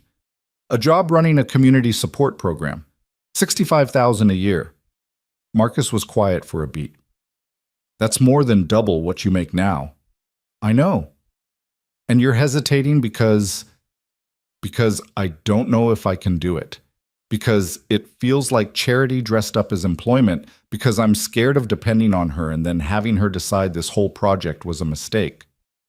Those are all valid concerns, Marcus said carefully. But let me ask you this. If someone else offered you the same job, same salary, same responsibilities, would you hesitate? Ethan thought about it. Probably not. So the issue isn't the job itself. It's that it's coming from her, from this complicated situation you're in where you can't tell where help ends and control begins. Yeah. Okay. So here's what you do. You set very clear boundaries. You get everything in writing. You establish what success looks like, what your actual authority is. What happens if it doesn't work out? You treat this like any other job, with expectations and accountability on both sides. And if she's genuine about respecting you, she'll appreciate that approach. It was good advice, pragmatic and clear, exactly what Ethan needed to hear. They talked for another 20 minutes, Marcus helping him think through questions to ask, terms to negotiate, ways to protect himself and Maya if this went sideways. After hanging up, Ethan opened his laptop and started making notes. If he was going to do this, he'd do it right, as a professional taking a position, not as a charity case accepting handouts. Clara had said she wanted him to keep her honest, wanted his authentic perspective. Fine. He'd give it to her, starting with establishing a relationship built on mutual respect rather than gratitude and guilt. Monday morning, Ethan called Clara from his lunch break. "I want to talk more about the job," he said without preamble, "but I have conditions." "I'm listening." "First, this is employment, not charity. I want a formal contract with clear responsibilities and performance metrics. Second, I want input into the program design before we launch anything. No decisions made without consulting the people we're supposedly helping. Third, I want the authority to hire my own team without you overriding my choices. And fourth, if this doesn't work out for any reason, I want 6 months severance so I'm not left completely hanging." There was a pause on the other end, and Ethan braced himself for pushback. Instead, Clara said, "Those are all reasonable requests. I'll have my attorney draw up a contract with those terms. Anything else?" "Yeah. I want your personal commitment that you'll listen when I tell you something isn't working, even if it contradicts what you think should work. This program lives or dies on whether it's actually meeting needs versus meeting your expectations." "You have that commitment." "Okay then." Ethan took a breath. "When do we start?" "How about next Monday? That gives you time to give notice at the hotel and figure out childcare logistics." "Next Monday," Ethan agreed and ended the call before he could second-guess himself. The next week passed in a blur of logistics and anxiety. Giving notice to Rick was simultaneously satisfying and terrifying. Satisfying because he got to watch Rick's face when he said he'd found a better opportunity. Terrifying because it made this decision real and irreversible. His coworkers threw him an impromptu lunch on his last day, just sandwiches from the deli down the street. But Carlos gave a speech about how Ethan deserved good things, and everyone clapped, and Ethan had to excuse himself to the bathroom because he was dangerously close to crying. The weekend before his start date, Ethan took Maya shopping for new clothes. Not secondhand, not hand-me-downs, but actual new clothes from a real store. It felt extravagant and slightly wrong, like he was betraying the scarcity mindset that had governed their lives for years. But Maya's face when she picked out a dress with butterflies on it, when she realized she could actually have it, was worth every penny of guilt. "Are we rich now, Daddy?" Maya asked as they walked home with their bags. "No, sweetheart. We're just a little less poor. There's a difference." "What's the difference?" "The difference is we still have to be careful, still have to make good choices, still have to work hard. But now we have a little bit of breathing room to do it." Monday arrived. Ethan put on his best clothes, khakis and a button-down that he'd bought for Jennifer's funeral and hadn't worn since, and took the subway downtown to an address Clara had given him. The building was in a neighborhood that was slowly gentrifying, not quite rich, but no longer poor, the kind of in-between space where old bodegas existed next to artisanal coffee shops. The office was on the 3rd floor, a large open space that had clearly been recently renovated. Clara was there, along with 2 other people, a woman about Ethan's age named Teresa who had a social work degree and 10 years of experience in community organizing, and a younger guy named James who handled administrative and financial stuff. "Welcome to the team," Clara said, and she looked genuinely happy, like this mattered to her in a way that went beyond writing checks. They spent the morning discussing the program vision, and Ethan was relieved to discover that Clara had actually listened to him. The focus was on holistic support, not just financial assistance, but advocacy, connection to resources, help navigating systems that seemed designed to exclude people. They'd start small, serving 50 families in the immediate neighborhood, and grow based on what they learned. I don't want to assume we know what people need, Clara said, looking directly at Ethan. So we're going to spend the first month just listening. Community meetings, one-on-one conversations, surveys, whatever it takes to actually understand before we start implementing solutions. It was exactly the right approach, and Ethan felt some of his anxiety ease. Maybe this could actually work. Maybe Clara was genuine about doing this differently, about letting communities drive their own support rather than having support imposed on them. The weeks that followed were exhausting but energizing in a way Ethan hadn't experienced in years. They held community meetings in church basements and school cafeterias, invited people to share what they were struggling with and what would actually help. Ethan listened to stories that mirrored his own: single parents working multiple jobs, families choosing between rent and food, kids who were brilliant but couldn't access opportunities because opportunities cost money. Nobody had. He took notes, asked questions, pushed back when people's suggestions seemed impractical, or when they were asking for things that would create dependency rather than empowerment. And slowly, a program took shape that was built from community input rather than external assumptions. Clara attended most of the meetings, sitting in the back, listening more than talking. Ethan watched her absorb these stories, saw the way her understanding shifted as abstract poverty became concrete people with names and faces and specific struggles. She'd occasionally catch his eye, and he'd see in her expression a kind of awakening, a realization that she'd been operating from profound ignorance despite her good intentions. 3 months in, they launched the pilot program. Childcare co-ops where parents could trade babysitting hours, job training partnerships with local businesses, housing advocacy to help families fight unfair evictions, a community food pantry that operated like a grocery store rather than a handout line, preserving dignity while meeting needs. It wasn't perfect. There were mistakes and miscommunications and moments when Ethan wanted to quit because the problems felt too big and the solutions too small. But it was real, and it was working, and families were actually being helped in ways that mattered. One evening, 6 months after starting, Ethan sat in the now familiar office reviewing intake forms when Clara came by. She'd been doing that more often lately, stopping by not to check on him, but just to be present, to be part of the work rather than just funding it. "You look tired," Clara observed, settling into the chair across from his desk. "I am tired. Good tired, though. The kind that comes from doing something that matters rather than just surviving." Maya adjusting okay. She loves it, having a dad who's home for dinner every night, who can help with homework, who doesn't fall asleep during story time. It's revolutionary for her. Clara smiled, but there was something wistful in it. "You're good at this, you know. The community trusts you in a way they'll never trust me." "They trust you more than you think," Ethan said. "But yeah, there's a difference. You're still the rich lady who funds the program. I'm the guy who lived in the same building as half of them, who knows what it's like to choose between electricity and food." "Does that bother you? That distinction?" Ethan considered the question. "Sometimes, but mostly I'm just grateful we're both here, doing this work, even if we came to it from completely different directions." They sat in comfortable silence for a moment, and Ethan realized that somewhere along the way they'd become something like friends.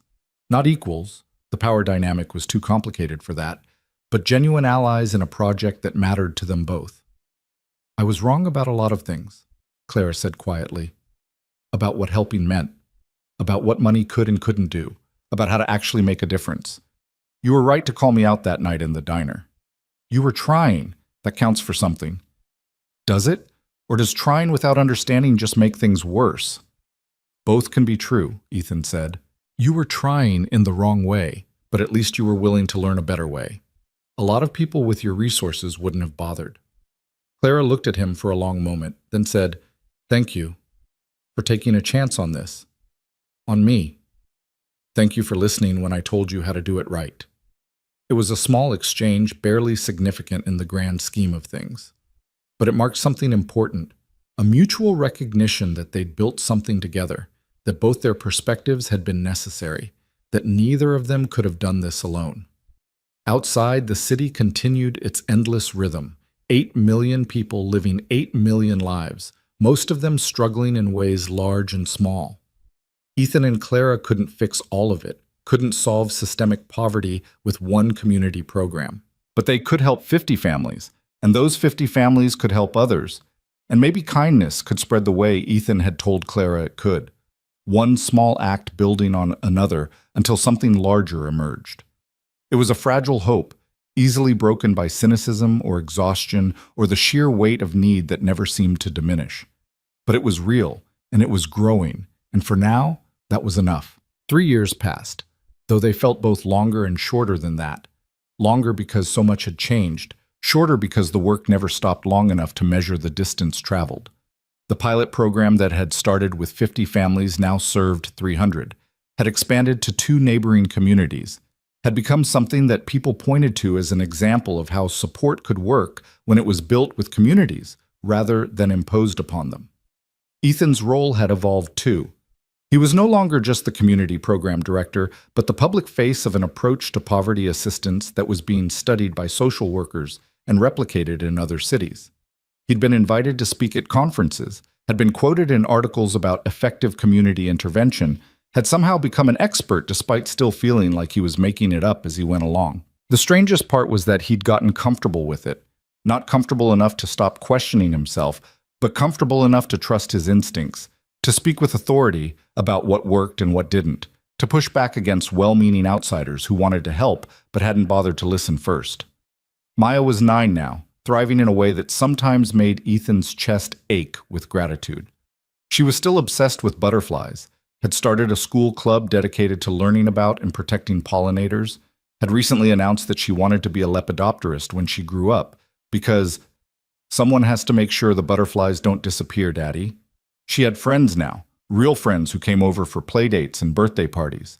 She had new clothes when she needed them, books that weren't from the library's discard pile, the ability to say yes to field trips and extracurricular activities without Ethan having to perform financial gymnastics. She was still the same kid, curious, kind, fiercely protective of her stuffed rabbit, but she carried herself with a confidence that came from not having to worry about whether her father could afford her school lunch. The medical debt was gone, paid off through a combination of his improved salary and a negotiated settlement that Clara had helped broker. The apartment was better too. They'd moved to a 2-bedroom in the same building, still 4th floor, but now Maya had her own room. Walls she'd painted yellow with Ethan's help, covered in her butterfly drawings and photos of her friends. Mrs. Chen was still on the 2nd floor, still dropping by with soup, still being the grandmother Maya had never known she needed. Carlos had joined the program staff 6 months ago, leaving the hotel to become their housing advocacy coordinator, and was currently helping families fight predatory landlords with a ferocity that came from having lived through the same struggles himself. But the work was hard, harder than Ethan had anticipated, even knowing what he knew about poverty and systemic barriers. For every family they helped stabilize, there were 5 more on the waiting list. For every small victory, a mother landing a living wage job, a child getting access to therapy, a family avoiding eviction, there were defeats that cut deep. Budget limitations that meant saying no to people who desperately needed help. Situations too complex to solve with the resources available. The slow, grinding realization that individual support couldn't fix structural problems, that they were applying bandages to wounds that required surgery. It wore on all of them, but especially on Ethan, who took every limitation personally, every person he couldn't help as evidence of his own inadequacy. Clara noticed, because Clara had gotten better at noticing over the years, had learned to read the signs of exhaustion, not just in numbers, but in the people around her. "You're burning out," she said one evening when they were both working late. The office quiet except for the hum of computers and the distant sound of traffic. "I'm fine," Ethan said automatically, not looking up from the grant proposal he was reviewing. "That's what you always say. And then you work through lunch and stay until 8 and come in on weekends because you can't stand the thought of someone not getting help because you took a day off." Ethan finally looked at her, exhaustion written in the lines around his eyes. "What else am I supposed to do, Clara? Tell people we can't help them because I need a vacation?"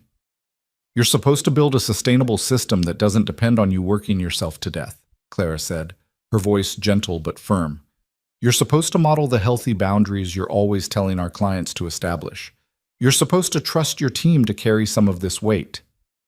The team is already stretched thin. Then we hire more people. We expand capacity. We fundraise. We partner with other organizations. We get creative.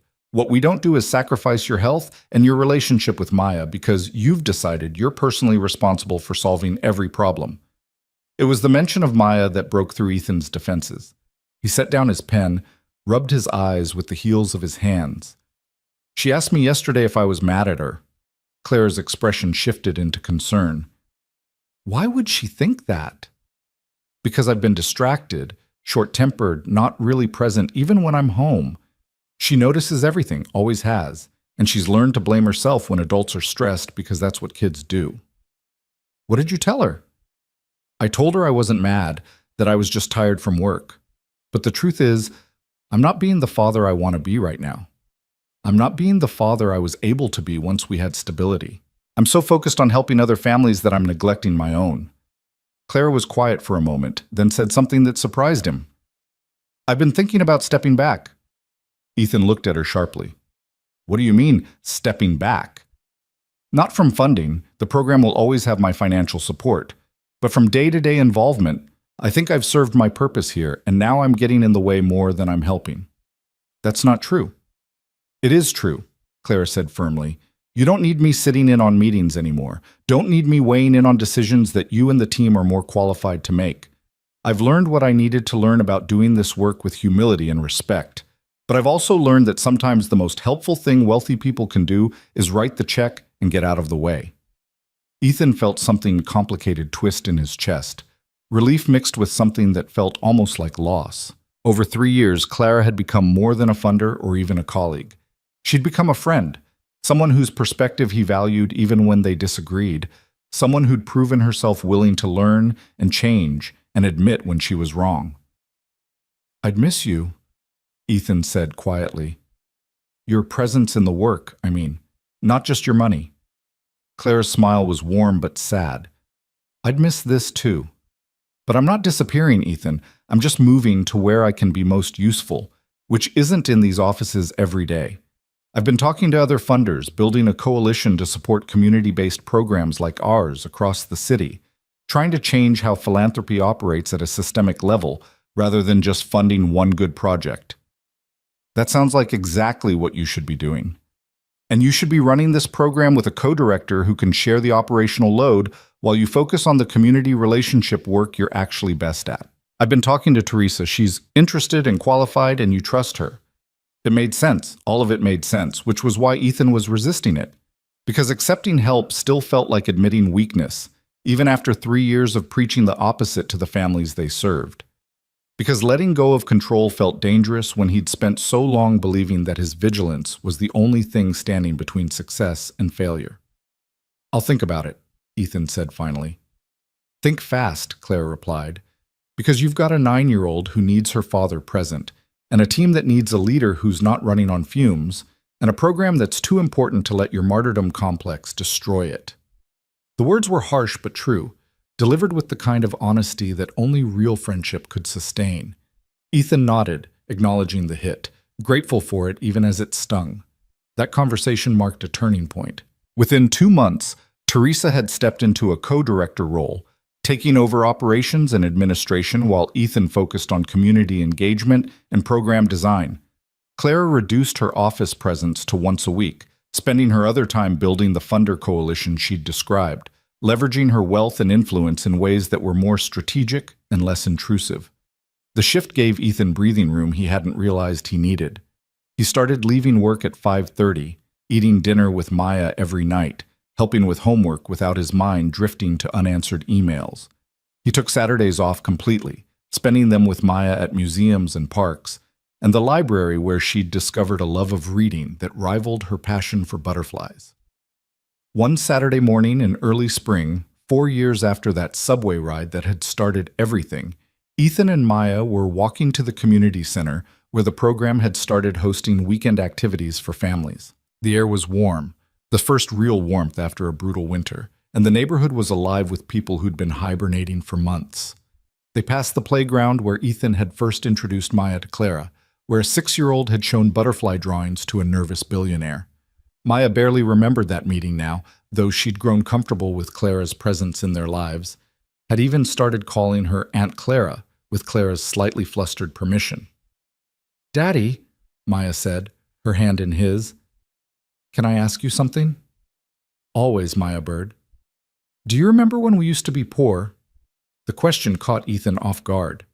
They'd never explicitly discussed their financial situation with Maya beyond the basic mechanics of budgeting and careful spending.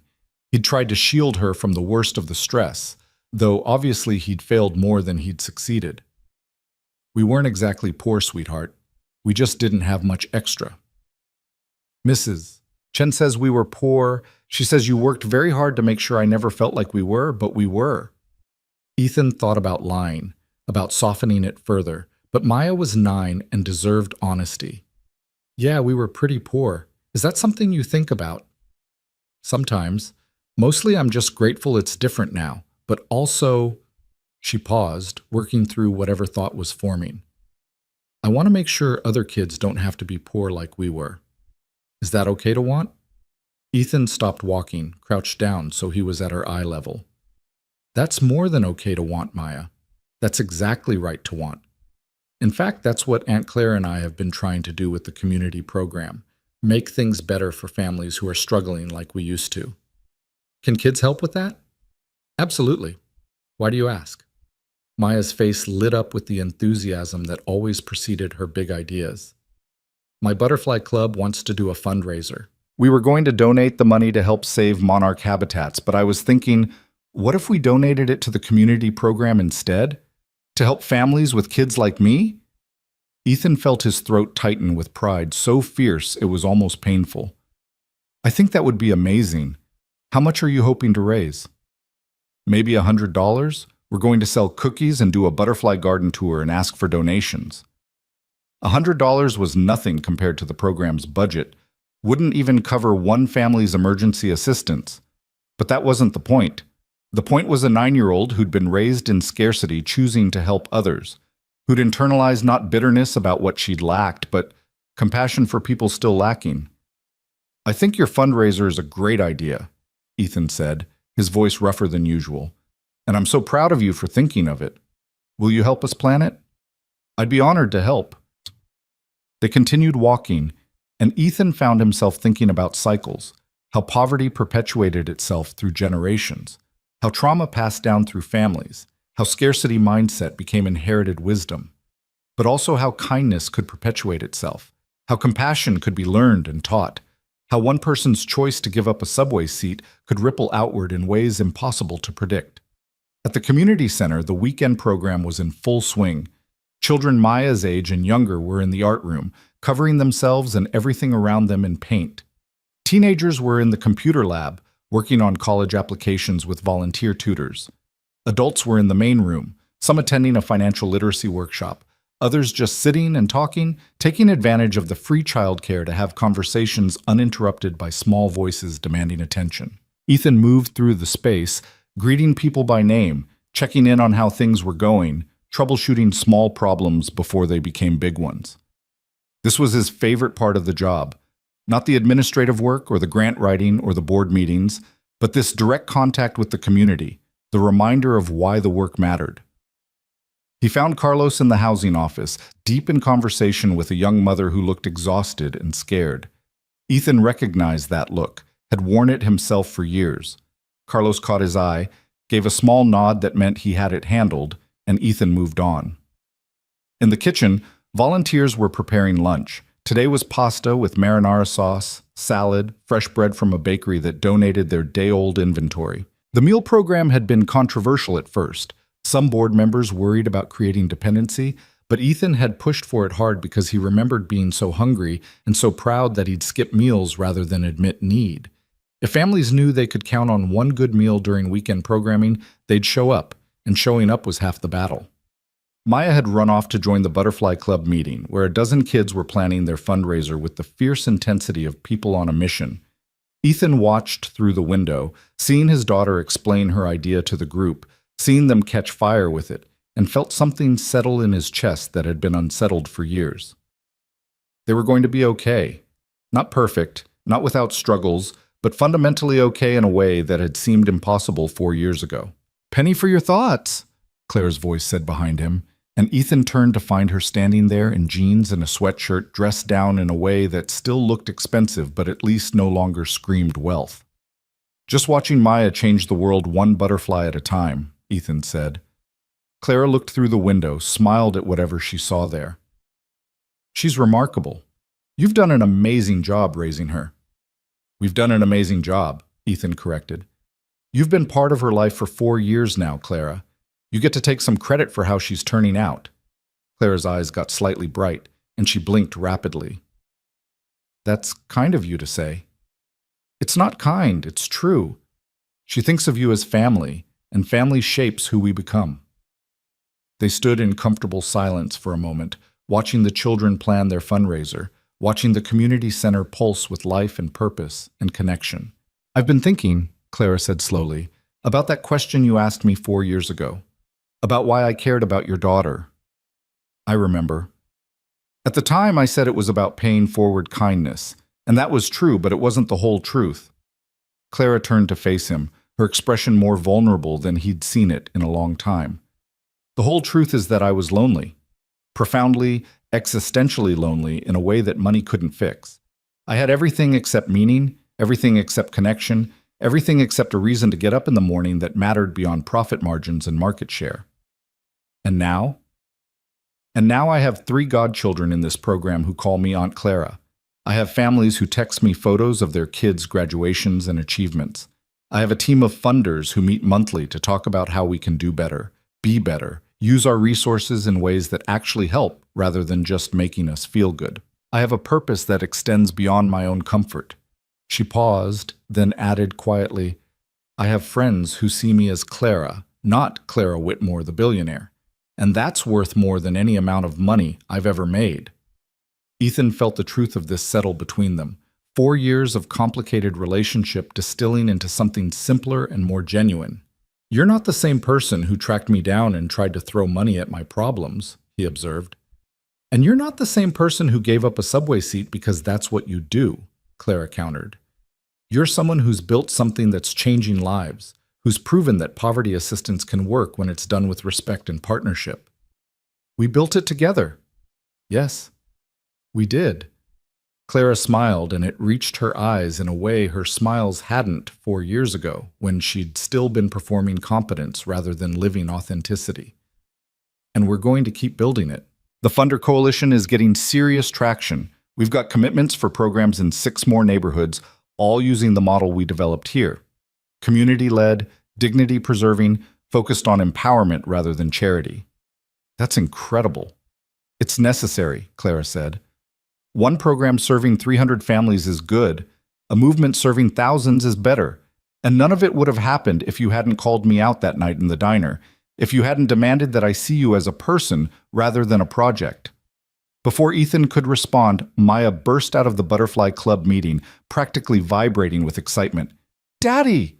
Aunt Clara! We're going to do the fundraiser next month, and we're going to make butterfly gardens to sell, and we're going to have a bake sale, and we're going to write letters to people asking for donations, and Ms. Rodriguez says she thinks we could raise maybe even $200.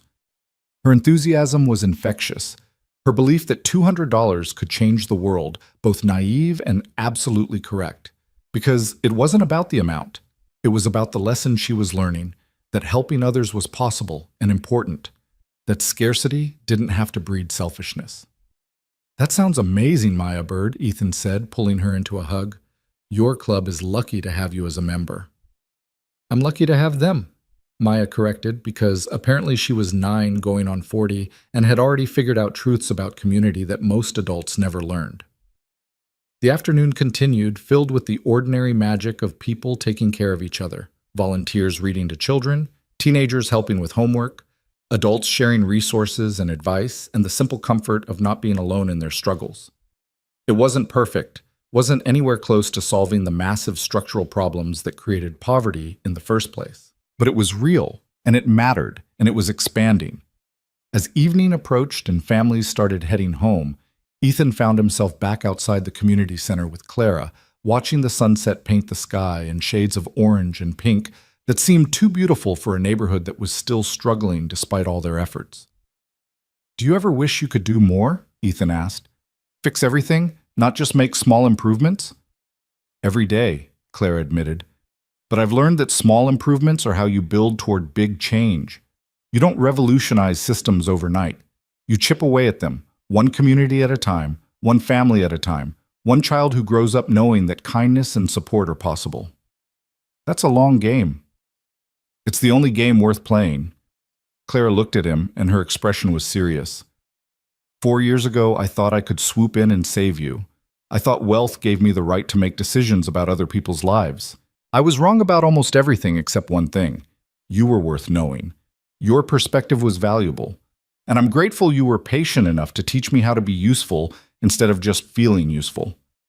Ethan considered this, thought about all the conversations and conflicts and slow building of trust that had brought them to this moment.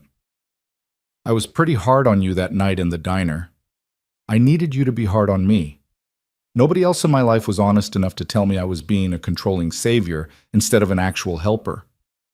Well, for what it's worth, you're an actual helper now. You've learned, you've changed, you've used your resources in ways that actually empower rather than diminish. High praise from someone who doesn't give it lightly. They smiled at each other, and Ethan realized that this was what success looked like, not the elimination of poverty or struggle, but the building of networks strong enough to catch people when they fell, the creation of communities where helping was normalized rather than exceptional, the slow transformation of systems that had been designed to exclude. Maya emerged from the building, butterfly drawing in hand, ready to go home. She took Ethan's hand automatically, offered her other hand to Clara without thinking about it, and they walked together to the subway station, the same station where this had all started, where a tired man had given up a seat and inadvertently set in motion a chain of events that had changed multiple lives. The platform was crowded with Saturday evening commuters, people heading home from work or out for the evening, all of them carrying their own stories and struggles invisible to everyone else. The train arrived and they boarded together, finding spots near the door. Across the car, Ethan watched a young woman offer her seat to an elderly man, watched the man accept with quiet gratitude, watched the small transaction of kindness pass unmarked by everyone except him.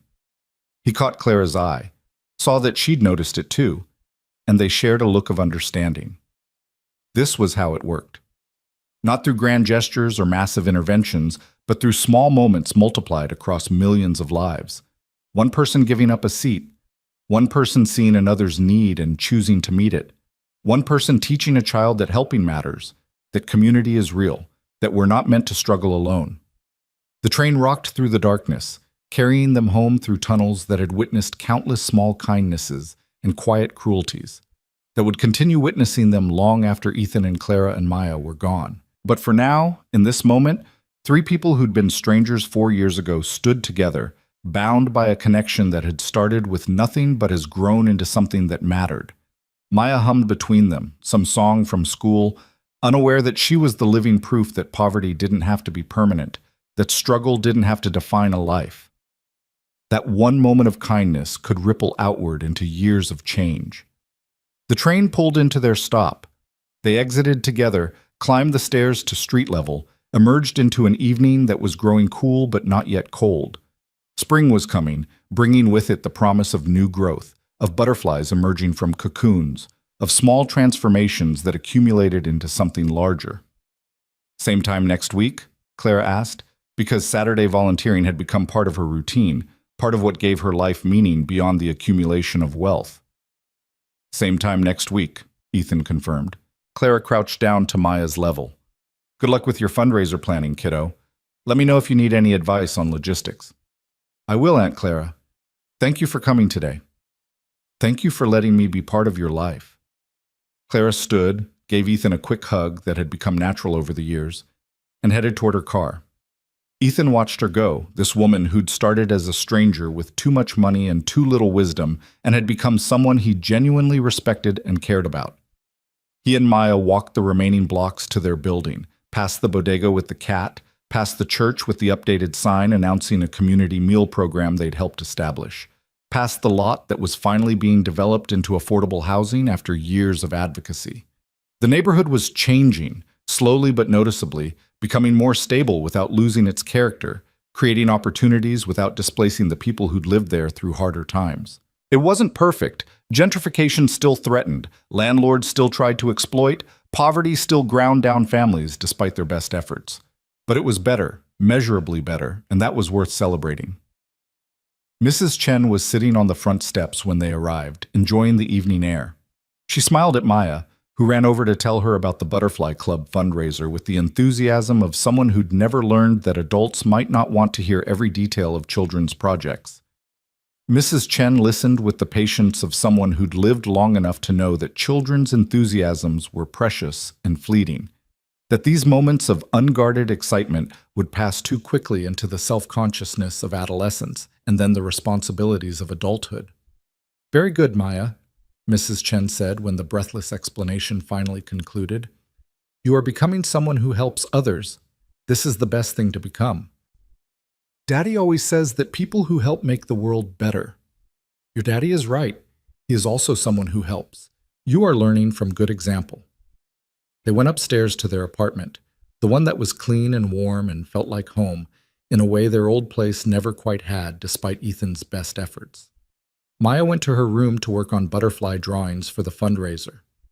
Ethan started making dinner, something simple, pasta with vegetables, but nutritious and plentiful, the kind of meal that was ordinary now, but would have felt like luxury 4 years ago. As he cooked, Ethan found himself thinking about Jennifer, about how she would have loved to see Maya now, confident and kind and full of purpose. He'd stopped having those late-night conversations with her photo, not because he'd forgotten her, but because he'd finally made peace with her absence, had learned to carry the grief without letting it consume him. She would have approved of Clara, he thought, would have appreciated someone willing to learn and change, someone who'd taken her wealth and used it to actually help rather than just to feel good about helping. Jennifer had believed in people's capacity for growth, had been good at seeing potential even when it was buried under layers of selfishness or ignorance. "Daddy," Maya called from her room, "can you come look at this drawing?" Ethan set down his spoon and went to her room, where she'd created an elaborate butterfly garden scene with families gathered around it, children and adults together, helping each other and the butterflies simultaneously.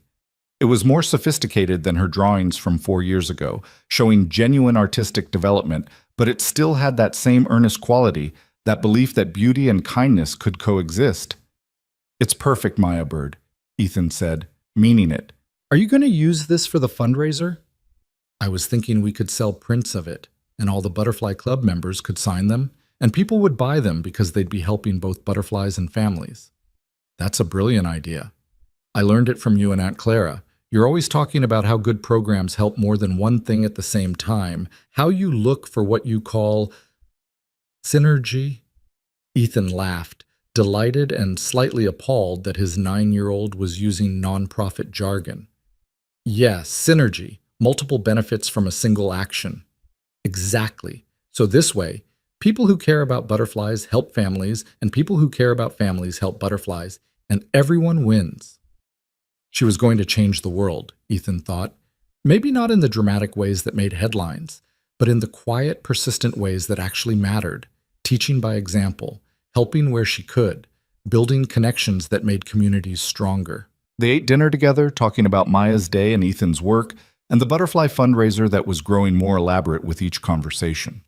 After dinner, they did the dishes together, then settled in for their Saturday night movie tradition, something animated that Maya had picked out from the library.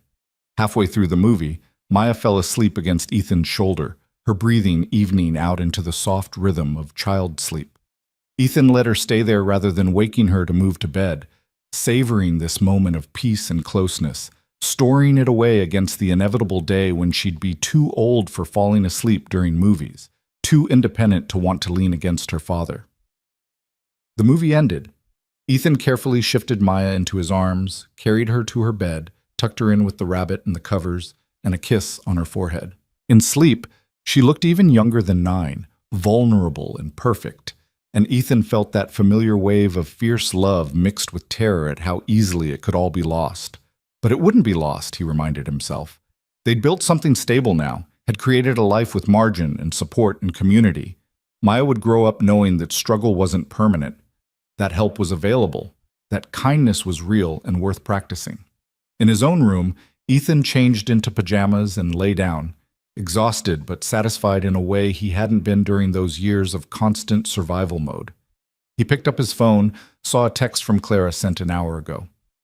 "Thank you for today, for letting me be part of something real. I don't say it enough, but it means everything to me." He texted back, "Thank you for being willing to learn, for seeing us as people, not projects. We built something good together." Her response came quickly. "We did, and we're going to keep building it." Ethan set down his phone and closed his eyes, and for the first time in years he fell asleep without running through the next day's problems, without mentally cataloging crises that needed solving. He just slept, deeply and dreamlessly, secure in the knowledge that tomorrow would come and they'd handle it, whatever it brought. 5 years after a simple gesture on a subway train, two lives that should never have intersected had become permanently intertwined, had created something larger than either of them alone. A program that was spreading across the city. A child who'd learned that poverty wasn't destiny. A billionaire who'd discovered that meaning couldn't be bought, but could be built. A community that was stronger because people had chosen to help each other. It wasn't a fairy tale. There was no magic solution, no sudden transformation of systemic injustice into universal prosperity. The work continued, would always continue, because poverty and inequality were problems too large for any one program or person to solve. But it was real, and it was growing, and it proved that change was possible when people approached it with humility and respect and genuine partnership. And sometimes, late at night when the city was quiet, Ethan would remember that moment on the subway, standing with Maya, seeing a tired woman who needed a seat, making the choice to give it up because that's what you do when you want to live in a world where people take care of each other. He'd had no idea where that choice would lead, had no conception that one small act of kindness would ripple outward into years of connection and change and growth. But that was how it worked, he'd learned. Real change didn't announce itself with trumpets and fanfare. It moved quietly, person to person, moment to moment, building slowly into something substantial enough to bear weight. One person giving up a seat, one person saying thank you, one person choosing to learn instead of assuming, one person demanding respect instead of accepting charity, one child growing up knowing that kindness matters, and somehow, impossibly, all of it adding up to something that looked like hope, like progress, like the beginning of a better way forward. The city slept around them. 8 million people in 8 million lives, all of them struggling and striving, and occasionally, beautifully, choosing to help each other despite having every reason not to. And in that choosing, in that persistent, unglamorous, everyday kindness, was everything that mattered, everything worth building, everything worth fighting for. The story ended where it began, with people on trains, in buildings, on streets, living their complicated lives, and sometimes, when the moment called for it, choosing to see each other's humanity and respond with grace. Small acts multiplied across millions of lives, kindness in motion, spreading forward, one moment at a time.